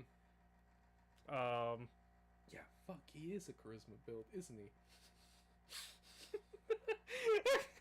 If you put Palpatine into D&D, he's a charisma build, yeah. I was like, him being a sorcerer makes a lot of sense, actually. It makes the most sense. Yeah. Probably a blade type, though. Yeah. So that way he can use his... Well, probably not, actually, because he barely uses it. Yeah. Although when he does, he does. He does. But yeah, Mother Talzin comes back for briefly. Admittedly, her interaction with Maze, where he's like, "Magic isn't real." I'm like, "The fuck are you talking about? You use it every day. You use it every day." He's like, "That sword doesn't exist." I'm like, "Are you sure, man? It seems to be working pretty well." I love though that it's Jar Jar who saves the day. Really. Yeah. I'm also like, yeah, I guess I should have known. It was like the lenses are clicking. I'm like, man, crazy how much longer this is gonna take for the last 30 seconds. Because their plan is to hit them with a big solar gun. Yeah. So Mother Talzin gets all their force juice. Yeah, because they're like, all right, knock them down a slide, let them get killed, and we'll Kali Ma them essentially. Cause I was like, this is Temple of Doom. Yeah, it's Temple of Doom. I think they've admitted that too. I think like Dave and George have admitted that it's just Temple of Doom in Star Wars, except no children's slavery. Kind of took that part out. But that might be for the best. Yeah, that might be for the best. But yeah, so I like this arc. I like Jar Jar arcs in Clone Wars. Honestly, they're you would think going in you'd be like, a Jar Jar arc, gross, and then it turns out to be one of the best arcs. Admittedly, it's also the most lighthearted arc in this season. Maze and Jar Jar. This was a surprisingly It's Rush Hour. It's Rush Hour. You're right. It is. Jar Jar's Chris Tucker and Jackie Chan is Mace Windu. Because the more knowledgeable one versus Admittedly. No, I'd say the other way around, because Jar Jar's whole thing is doing the kind of Jackie Chan. I'm accidentally doing well in fighting, because Jackie Chan kind of does the almost the drunken master style a lot of the time, where he's like kind of. Because his whole Jackie Chan's whole type of humor is physical humor, so it's easier to. So yeah, Jar Jar would be Jackie Chan in this case, with the physical humor. Yep. Accidentally knocking people over with a spear, and then Also, it's another episode where it's like, if you need someone to be just a one-man army for a place, just go get Mace. Oh yeah. Don't get me wrong, most Jedi are one-man armies. It's just that Jace? Who the fuck is Oh, God. Anyways. Honestly, I need more Jar Jar Mace Windu team-ups. Yeah. Give us Rush Hour 2. And then next, for episode 10... This one's just a single episode arc, although you could connect it to the last arc, barely, but because there are minor, a lot of people consider this as part of the final arc, but I consider it its own thing. The Lost Ones episode, which is them figuring out what happened with Sifo Dyas finally. Yeah. They're like, hey, we should probably investigate that. They're like, oh, it's a cold. Well, also they get a fresh piece of evidence that makes them look into it. They're like, because Plo Koon finds the amulet. Plo Koon finds Sifo Dyas's lightsaber Oh, yeah, on yeah. one of the moons of Obadiah? Yeah, yep. Which is near the Pikes worlds. Yeah. And he's like, this shouldn't be here. Shouldn't be here. And they and go and they're like, yeah, we never found Dyas's lightsaber. so they send Obi-Wan and Anakin to look into that. Yeah. And go talk to the Pikes. Meanwhile, Yoda goes to Palpatine to talk to him because they're like, oh, well, there was like a last-minute order for him, but it's under like sealed documents that only the chancellors can look at. You mind clearing up that red tape? And Palpatine's like, it was before my administration, so you'd have to talk to the last guy. And they go, all right. We're cool with Valorum. Okay. Which, it's nice to see Valorum. We haven't seen... He's doing okay. I mean... Getting out of politics. Yeah, he's retired. He's held a lot of good. He's like, He's like, fine, yeah, sure, go ahead. Y'all kick me out? Good. Fine. Thank God. To be honest, I hate this place so much. Y'all were so corrupt, and then y'all treated me like shit. And Yoda's like, sorry about that, man. And he's like, so what you're looking for is I did send him on assignment with one of my with my personal aide at the time. And he never came back. He never came back. And so they're like, okay, so is there any sign that we could use to prove who this personal aide is? He's like, oh yeah, he would have had like something. He basically has like an amulet that would have identified him. Proof of office. Yeah. That he worked for me. That's not the right term. It would have been like proof that he works for me. Yeah. Almost like having like my seal. Yeah. And so they find so back to Obi-Wan and Anakin. They talk to the Pike leaders and notice that he is wearing, because they've been told about this by the time they get there. They notice that the Pike leader is wearing that amulet. And they're like, hey, that amulet. Because at first they're like, hey, we're looking for Sifo Dyas. He's like, I don't know who that guy is. And they're like, and Anakin's like, strange you got Obi-Wan is like, okay, Anakin, we don't have to like go and do anything crazy. Yeah. We'll go and we'll have a talk with them. And Anakin's like, fuck that, we're skipping this part of the investigation. But they're like, it's weird that you're wearing his necklace. And he's like, who? That's a different guy. You were here for Sifo Dyas. Now you're talking about this guy. That's confusing, man. He's trying to pull a... Anakin ignites lightsaber.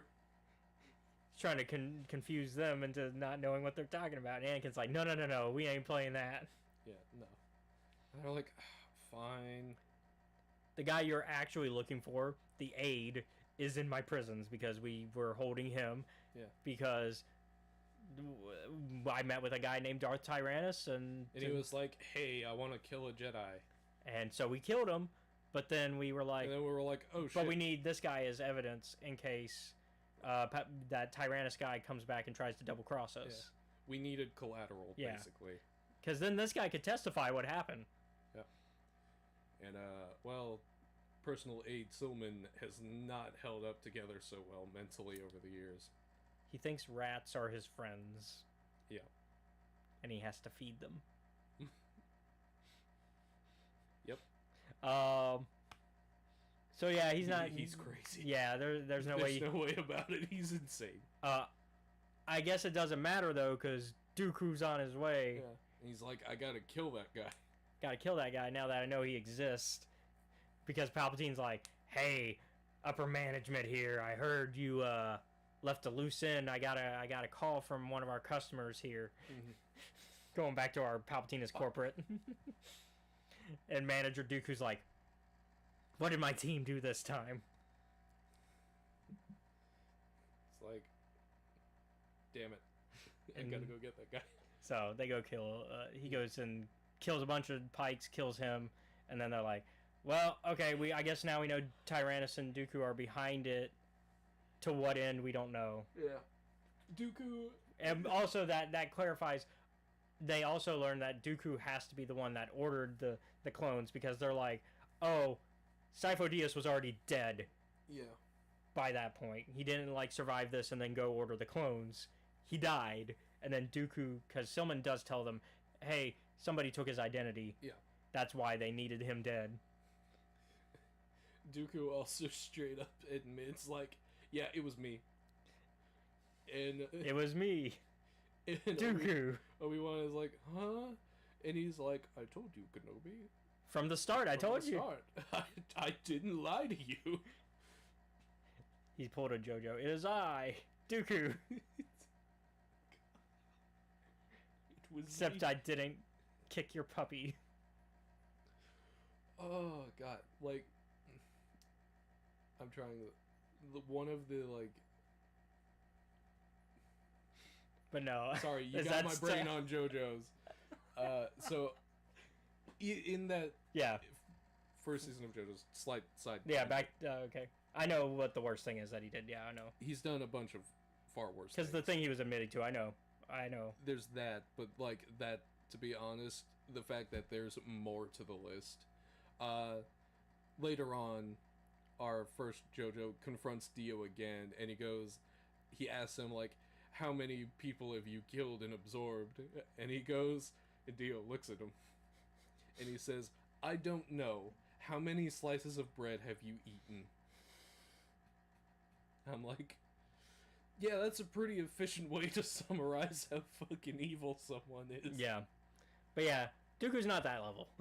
Dooku's not at that level. Even though he's played by, well, at least in the movies, by Sir Christopher Lee, who is Dracula at one point. So, you know, similar career path. Yep. Vampiric Lord to Sith Lord. Originally badass spy in real life. That James Bond is inspired by. And Saruman.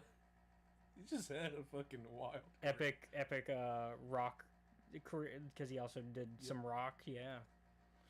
Anyways, back to the but yeah, that's basically that arc, because they get back to Coruscant. They get to Coruscant and they're like, we should not tell the Republic about this, because it's very bad because people are already turning against this war.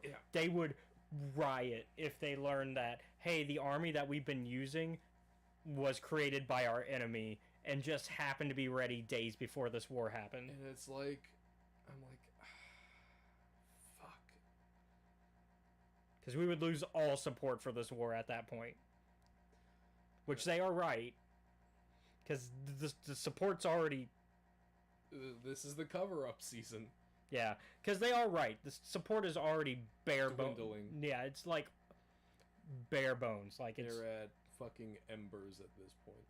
And while enough of the Senate is happy enough to keep it going, but that's because the ones who are probably filling their coffers with money, war profiteering, whereas people like Padme and Bail and Mon are trying to end this.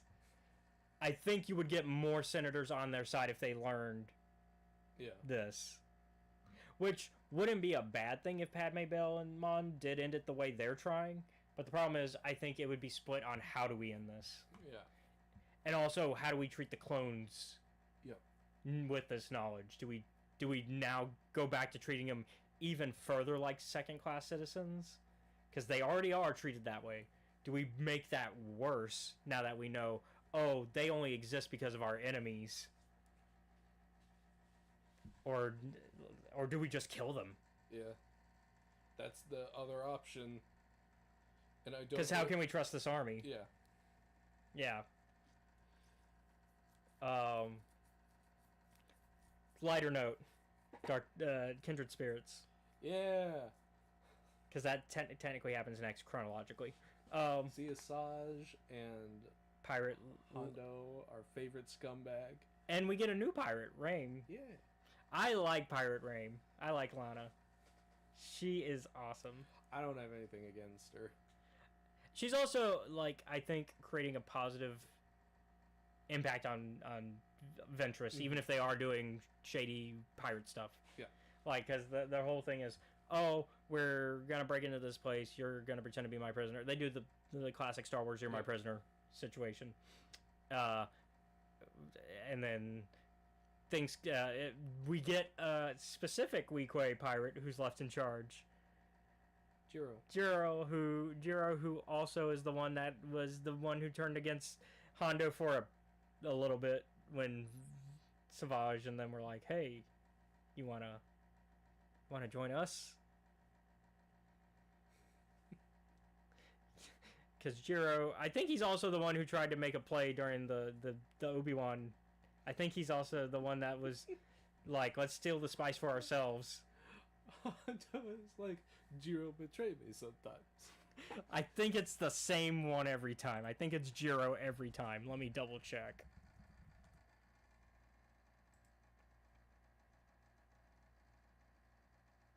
Okay, it's just the Savage one. Okay. So it must have been a different one. I can't remember who was the other one then. But yeah, Jiro's the one who betrays him during the Savage and Maul episodes. Yeah. And then Hondo's like, you're always welcome back in my... Yeah.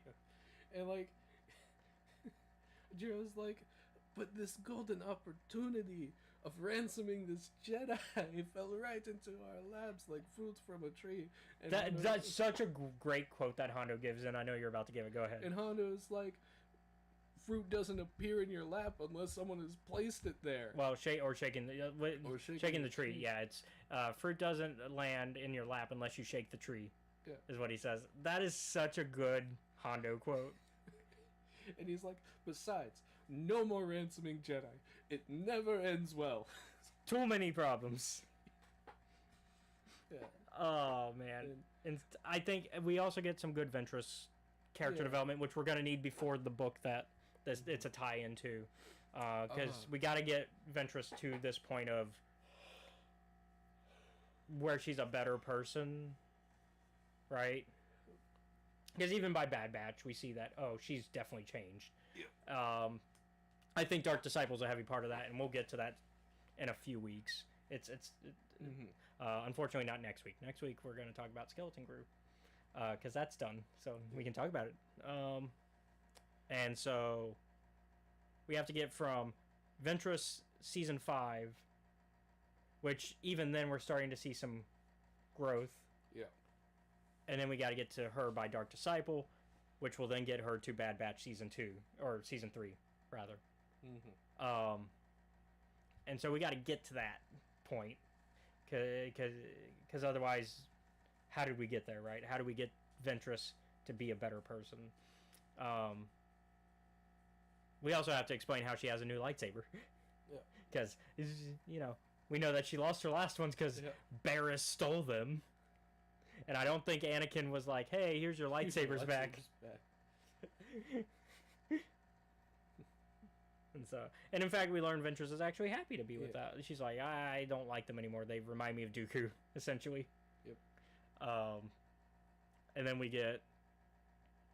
I like the ending as well, where they open the box and they see what the cargo was that they were trying to steal back from Hondo. Because Hondo stole the cargo from Lana, and then Lana was like, hey, I want you to help me steal this. And also, I was working with you because this was a whole bounty situation. We were going to deliver it somewhere. Yep.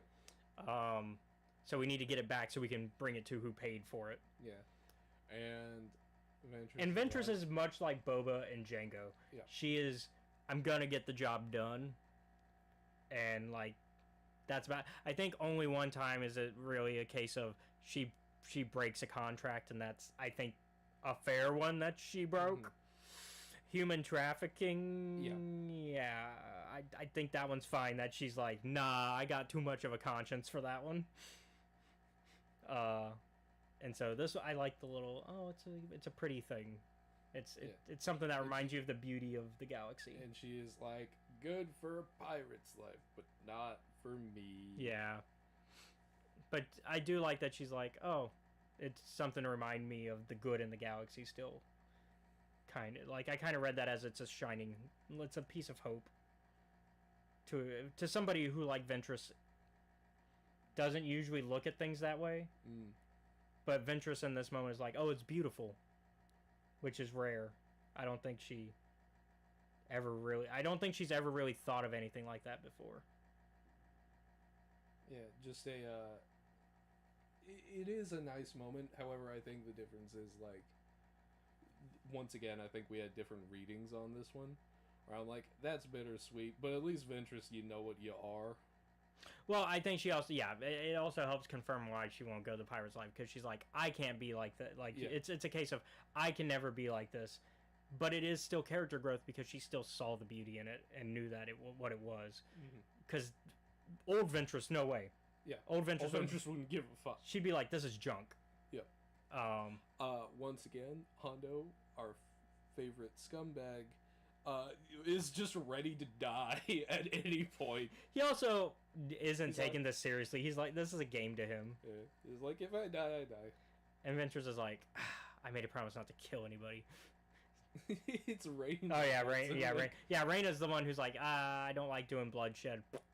Yeah. Also, makes for better stories about my legendary exploits as a pirate. Yeah. And while Hondo's gonna probably, make it a little bit better on his end, he's still gonna make it very clear that I'm a badass. Yeah. And then and Ventress, of course, when she escapes and all that, she's like, I can't kill these people, so stun. Yep. All right, last arc, the Force Ghost arc, which is an arc we it exists to explain things in episode 3. And honestly, better than the Mortis arc at being a weird Force arc. Yeah. Because this is like a weird, we're going to explain the Force without explaining it, which is what Mortis is as well. And I think this is more interesting. Because with Mortis, it's very big on a cosmic scale, but you don't see the long-term uses of it. Consequences. Sorry. Yeah. It also feels like a lot of Mortis they had to like quickly be like, we got to undo some of this. Mm-hmm. Like Anakin learning he becomes Vader, and also stuff like they had to undo essentially Anakin actually bringing balance to the Force. Yeah. Because they were like, it's easy. Mortis is like, it shows in proof of concept that he could. Mm-hmm. Not that he will, but that he could. Because I think it's a discussion not a lot of people have had, but I think it's one that I can't remember if it's one we've had, but I think it's a case of there's never the chosen one. I think there's a or it's not a chosen one, it's a chosen ones. Mm-hmm. Is what I think is a better way of looking at it. Because yes, the Force was brought to balance by Anakin at some point when he kills Palpatine, eventually. But evil always comes back, and therefore balance will always fluctuate and go back to being unbalanced. And I think we get different chosen ones every few generations of the galaxy in order to wipe the slate clean again, essentially. And so it becomes an argument of, well, that invalidates Anakin. No, it doesn't. Not if you view it as there's not a single chosen one. There's multiple chosen ones. Because the prophecy isn't... Because we have the prophecy now, thanks to Master and Apprentice. It doesn't really... It doesn't say that it has to be one person. Mm-hmm. It's very vague on that. And, like, Anakin fits the description of the chosen one, but so could so many others. And so, so anytime anybody goes, that story invalidates Anakin, it's like, or there's multiple. Because I think a good chosen one prophecy shouldn't be a case of there's only one chosen one. It could be multiple people. That's just my thoughts on it. Going back to this arc in particular, though. Well, what I think is prophecies are bullshit. But yeah. But if you're gonna have them in your narrative, I think that's how it should be handled. I think it shouldn't be a one size the end. Back to this arc. However, they're treating Yoda like he's like schizophrenic. He's not though. They're like, oh, look at the old man. We're gonna have to put him in the retirement home soon. Like that. Nothing changed. Also, once again, Ki-Adi-Mundi making the worst assumption and just being wrong. Ki-Adi-Mundi. Wrong. All the time. Never listen to that man. If he says something, believe the opposite. Go eat some unseasoned ice. Maybe it'll cool down that big dome piece of yours. But no, he, because they believe, so... The funny thing is... I should explain the premise before you... Yeah. Yoda starts hearing Qui-Gon's voice. And Yoda's like, I might be going crazy. Because up to this point, I guess Force Ghosts and Force Spirits haven't really been a major thing in the Jedi religion. Or at least probably not documented. Yeah. And so... Or they lost the documentation. Because that could happen too. Because the Jedi library is not perfect, despite what Jocasta Nu will tell you. They learned that very much with the Camino incident. Yep. Also, be careful with the forbidden zones of the temple, because apparently there's like 8 of them. Yeah. For some fucking reason. Do you still have that thought, by the way, about Yoda hearing about them, about what's going on? You had a thought before I told the premise of the episode. No. Okay, it's fine. If you think of it, let me know. But yeah, and so they're like, oh yeah, Yoda be crazy. So we're gonna see what we're gonna put him in a hospital. Thankfully, the Republic has some pretty good health care, so yeah, he'll be okay. Yeah, and the nurse there is like, nothing's really wrong with him. They're like, it must be the Force somehow, but they're like, maybe Dooku is using his connection to Yoda to manipulate his thoughts. And I'm like, looking towards the future of it, because we know what's going to happen, you're almost right. Except that, but that's yes and no. Yeah, it's a case of you're almost right, but not quite. You're like, it's something that's gonna happen, but it's not what's happening right now. And also, Yoda's too smart for that apparently, because it does not work. Yeah. Like Yoda pretty much calls it as soon as he sees it. So while he's in the hospital, he's like, Qui-Gon's like, you gotta find me. You gotta find me, bro. Yoda goes on a goose chase. He's like, go to Mystery Planet, and I'll tell you more. And he's like, Yoda's like, well, there's only one Jedi for the job to get me out of here. And it's the Jedi who breaks the rules all the time. Hey, Anakin, you know how to break rules. Anakin, you want to break your great-grandpa out of the retirement home? I want to get some drugs.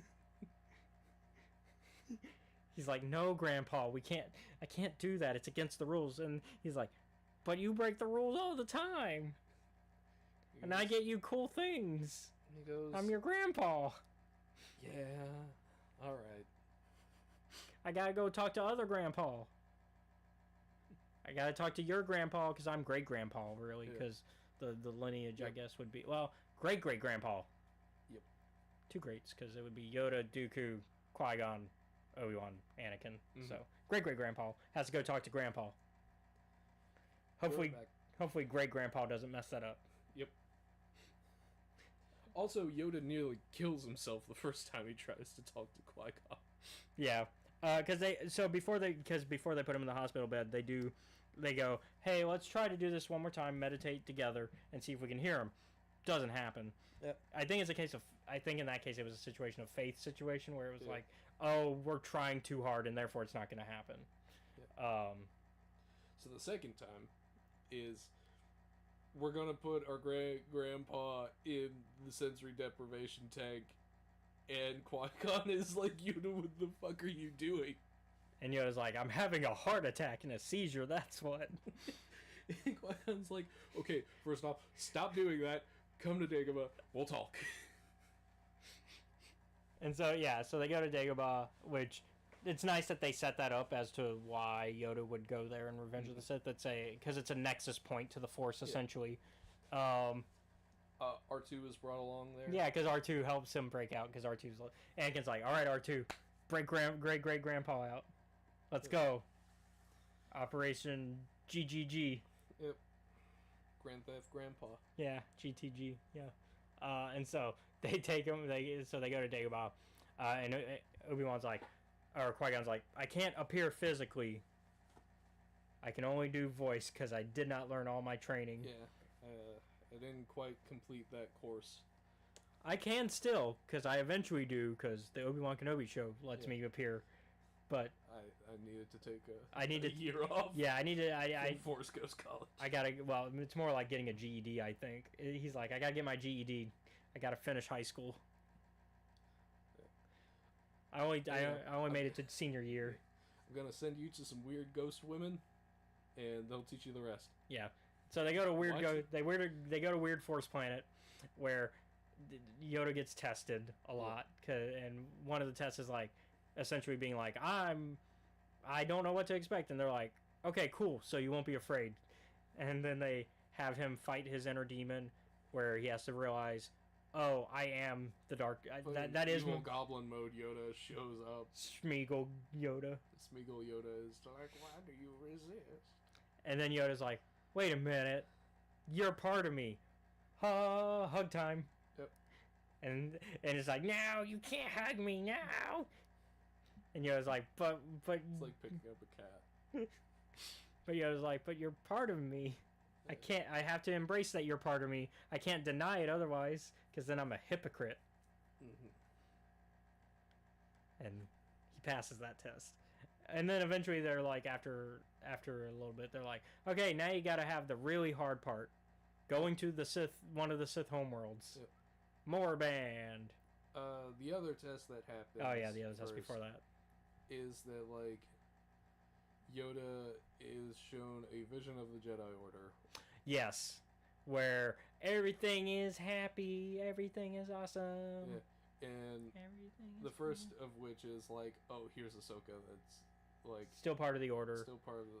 Qui-Gon is still alive. Yeah, Qui-Gon's still alive. And then the big one that makes Yoda go, nah, I'm done, is Dooku being like, hey, I'm still here. Yeah.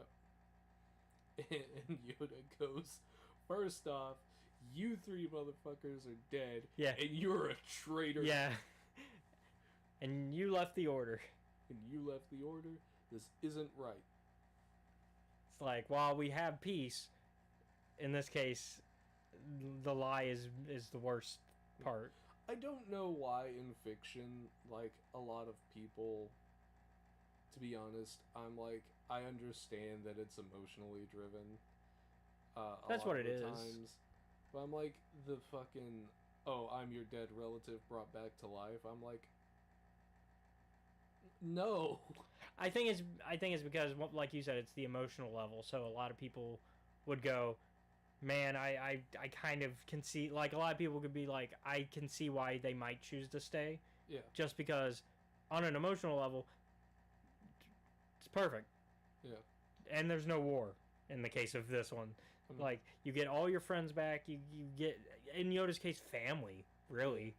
Because, like, because they point out, like, the one thing that Kiadi points out is, like, or Obi-Wan points out, is that he's trained pretty much everybody at some point. And so it's just like, yeah, these are his kids, his grandkids, like, this is his family. Yeah. And I'm like, Yoda's not stupid enough to fall for this. I think he wishes that it could be that way. It's a case of, like, God damn it, I wish it was the reality, but it's not. Like, I wish my son didn't turn evil. I wish my son didn't turn evil and murder my grandson. Or no, hold on. No, I was trying to think where Yaddle is. Where Yaddle is? Yeah, it could be anywhere really, but. And then like, oh, I wish. Although they don't really know that Yaddle was. They don't know that yet. I don't think they ever really learn what happens to Yaddle. They're just like, she died. They're just like, went missing. Yeah, I'm not sure. Yeah, I don't think they ever really learn. That's the sad part about Yaddle. But yeah, so I can see where I see both. I see your point, but I also see like where fiction gets that idea of why they do it. I'm like, yeah, emotions, which is very. Sorry, it's that ruthlessness my mom instilled in me, where I'm like, she's like, don't you fall for ghost bullshit, son. Yeah. But yeah, so I get it, and so. But it's not the reality, and Yoda knows that, so it doesn't work.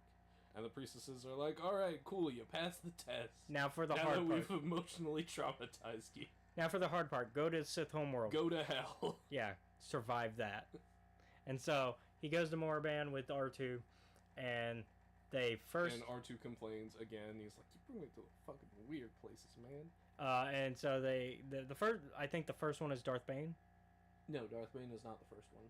What's the first... Remind me the first test. The first test is basically like a bunch of generic no-name Sith show up as like cobras. Oh, yeah. I just think of the big ones, because like Darth Bane is a big one. And like, we are the Sith and you shouldn't be here. And he was like... We'll kill you. Meh. Something.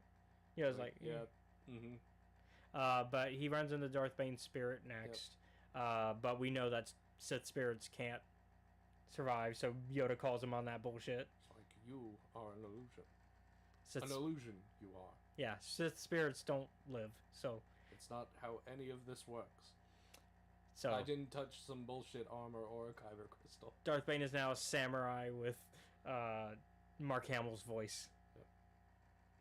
Not quite using the Joker one. He's using Fire Lord Ozai, I think, for that one. So Darth Bane, Fire Lord Ozai, Joker. Well, he's had plenty of parts, but yeah, those are some big ones. And so then they after that, that's when Sidious is like, "Oh, I sense he's on the home world. We need to do something. Fuck with him. Now we could probably break him. Yep. And if we can, then we can activate our plans early and just go Order 66 now." Yep. Is basically what Palpatine's thinking. And so he's like, "All right, I know Dooku's like, I know exactly how to manipulate him." And Dooku and Palpatine go, "All right, we're gonna need some of your blood, and then we're gonna do a little ritual, and then we're gonna, make him think he sees Sifo Dyas with glowing orange eyes, which is the obvious sign that, hey, maybe something's not right." Yeah.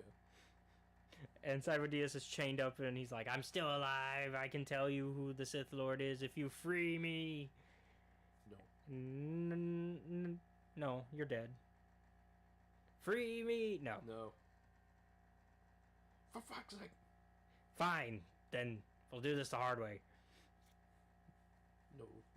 And then he disappears, and like Yoda goes through a whole fake like dream sequence where he's like, "Oh, we know who the Sith Lord is. Well, we know where they're staying. We're gonna go arrest them," and because they go to like the warehouse that we know on the other side of Coruscant that we know they always like to hang out at. Yep. And so like, which means Palpatine had to move apart. That's the interesting part about this. Palpatine had to move warehouses after this. You know that. Yep. Palpatine's like, "I can't use that same warehouse anymore." Yep. I told him where it was. Fuck. So yeah. And so the sequence. Also, in this dream sequence, Anakin is there. Some clone troopers are there. I think the big thing they learned though is during all this is Yoda now knows the Sith's name, because he didn't know until now that his name is Sidious. Yep. And so he knows that he's Darth Sidious now, which doesn't help really. It's name. That's kind of it. At least it's something. Yeah. And so it is a lead to go off of. Yeah, and so they get into the fight in the dream sequence where Palpatine's running away, and then Anakin kills Dooku the way he does in Revenge of the Sith, even though Yoda's like, "Hey, don't do that." I think like the dream sequence beforehand, they were like, "Try to capture, but if we can't, just fucking kill him." Yeah, and so. But also like Dooku was defeated, so it's once again it's much like in Revenge of the Sith where it's like, Anakin, you could have taken him in. Yeah. And so Anakin and Yoda chase after Sidious, and they end up on like the walkway of doom essentially, and Anakin starts falling, and Yoda's starting to slip, and Palpatine's like, you gotta either get me or save him. Green Goblin choice. You can't do both. And Yoda's like, well, then I'm gonna save him. I'll save him, and then I'll kill both of us. I am tired of this shit. And so Sidious is like, fuck, he didn't break. Yep. He, in fact, is more secure in his, like, nature with the light side. Like, I think it did the opposite. Yeah. The best thing is, like, the fact that Palpatine realizes, oh shit, he's gonna see my face if I keep doing this. So he has to pull away. He's like, I can't win. God damn it. And so, yeah, so that's the arcs. He gets back to Coruscant, and they're like, so did you learn anything? He's like, nope. Which, to be fair, that's like 90% true. He didn't really learn anything. Because once again, a name is not going to help. Yeah. And the Force Ghost things has to be earned by everybody separately. Which is why, at the end of Revenge of the Sith, Yoda's like, alright, you got some training to do, Obi-Wan. If you want to start doing Force Ghost stuff. And so, yep. This was a banger season. Yeah, I actually really enjoyed it. I think this is like a 9 across, like, if you like look at it as a whole. It's gonna do like 8.5, but we don't do half. We don't do halves because we're not cowards. Nope. So yeah, I'm gonna agree that with a 9. Like, because once you look at the whole, it's like, and honestly, each season, each arc on its own is actually really strong too. Like, if you just separate the arcs, they are very strong arcs. But that's a case of, I think for Clone Wars, season 4 is really when it gets its stride, and we've had this talk. Like, season 4 is where it really finds out what it is, and then it just starts to hit it out of the park. Like this, why I'm giving this season a 9? It's because it's short. It's because it's 13 episodes. Well, hey, you'll love season 7 then. It's even shorter. It's 12 episodes. I think it's something like that, yeah. For context, I like stories that are concise and to the point. Well, and also, like, I think in this case they were like, oh, what, because this is after the cancellation, they were like, okay, what stories do we want to tell, like, immediately? Which ones do we have pretty much ready? Which ones can we finish in a timely manner and then send to Netflix, because this was the Netflix season. And so they were like, which ones can we release? And then they were, I guess, I don't know if they were planning on another Netflix season or if not, but that's also when we started getting, it doesn't seem like it. Yeah. But at the same time, they also didn't get to tell the finale that Dave wanted in it, which I would have thought if they weren't planning to do more, Dave would have pushed to have in this season. Like, I think he would have pushed the Mandalore stuff to be this season, if he knew. But yeah, but you can only do so much with what you know, right? Yeah, and so we'll get a few reels of, like, episodes that were unfinished that they got the voices and, like, the storyboards done for, but that's about it. And in fact, we're going to be watching one of the arcs that they did that for. So we'll be watching an unfinished episodes stuff, because I think they're still considered canon. That one, anyways. The other one is not, because they did adapt it for season 7. And they changed some things. So, yeah. Short story. 8. Also pretty strong, but an 8. Yeah. I'm not gonna argue with that one. Yeah. So yeah, that's it for this week. We went a little bit longer than, well, not too long, I guess, 2.5. But yeah, that's it for this week. Thank you all for watching. Be sure to like, follow, subscribe, all that good stuff. I've been your host, Caleb. You can find us on Escape Reality Films at YouTube, Twitch, Kick, and TikTok today, but by the time that more of y'all will be watching, no longer. We had to say goodbye to TikTok for now. I think, well, hopefully just for now, but we'll see. But you can show your support for us by checking out those places, as well as joining our Patreon, which is at Escape Reality Films. Shout out to Jennifer Brantley. Woo! There you can watch our YouTube content before it's publicly available.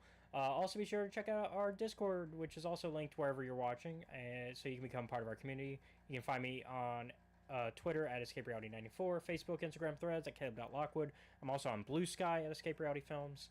Other places you can follow us, Red Note and Lemonade, also at Escape Reality Films, which are kind of being our TikTok adjacent type apps for now. We'll see the long-term plans on that, though. Also, check out our friends at the Steam_Dungeon on YouTube for their Trials of Naboo D&D campaign. If you like D&D, you'll enjoy them. They play live Sundays 5 to 7 Central Standard Time, but you can also watch the VODs if you don't have time to make it to those, or you just need to catch up on some of their episodes. Once again, though, thank you all for watching. Join us next week, where we're going to talk Skeleton Crew. All right, I've spoken. Y'all be safe out there. Bye.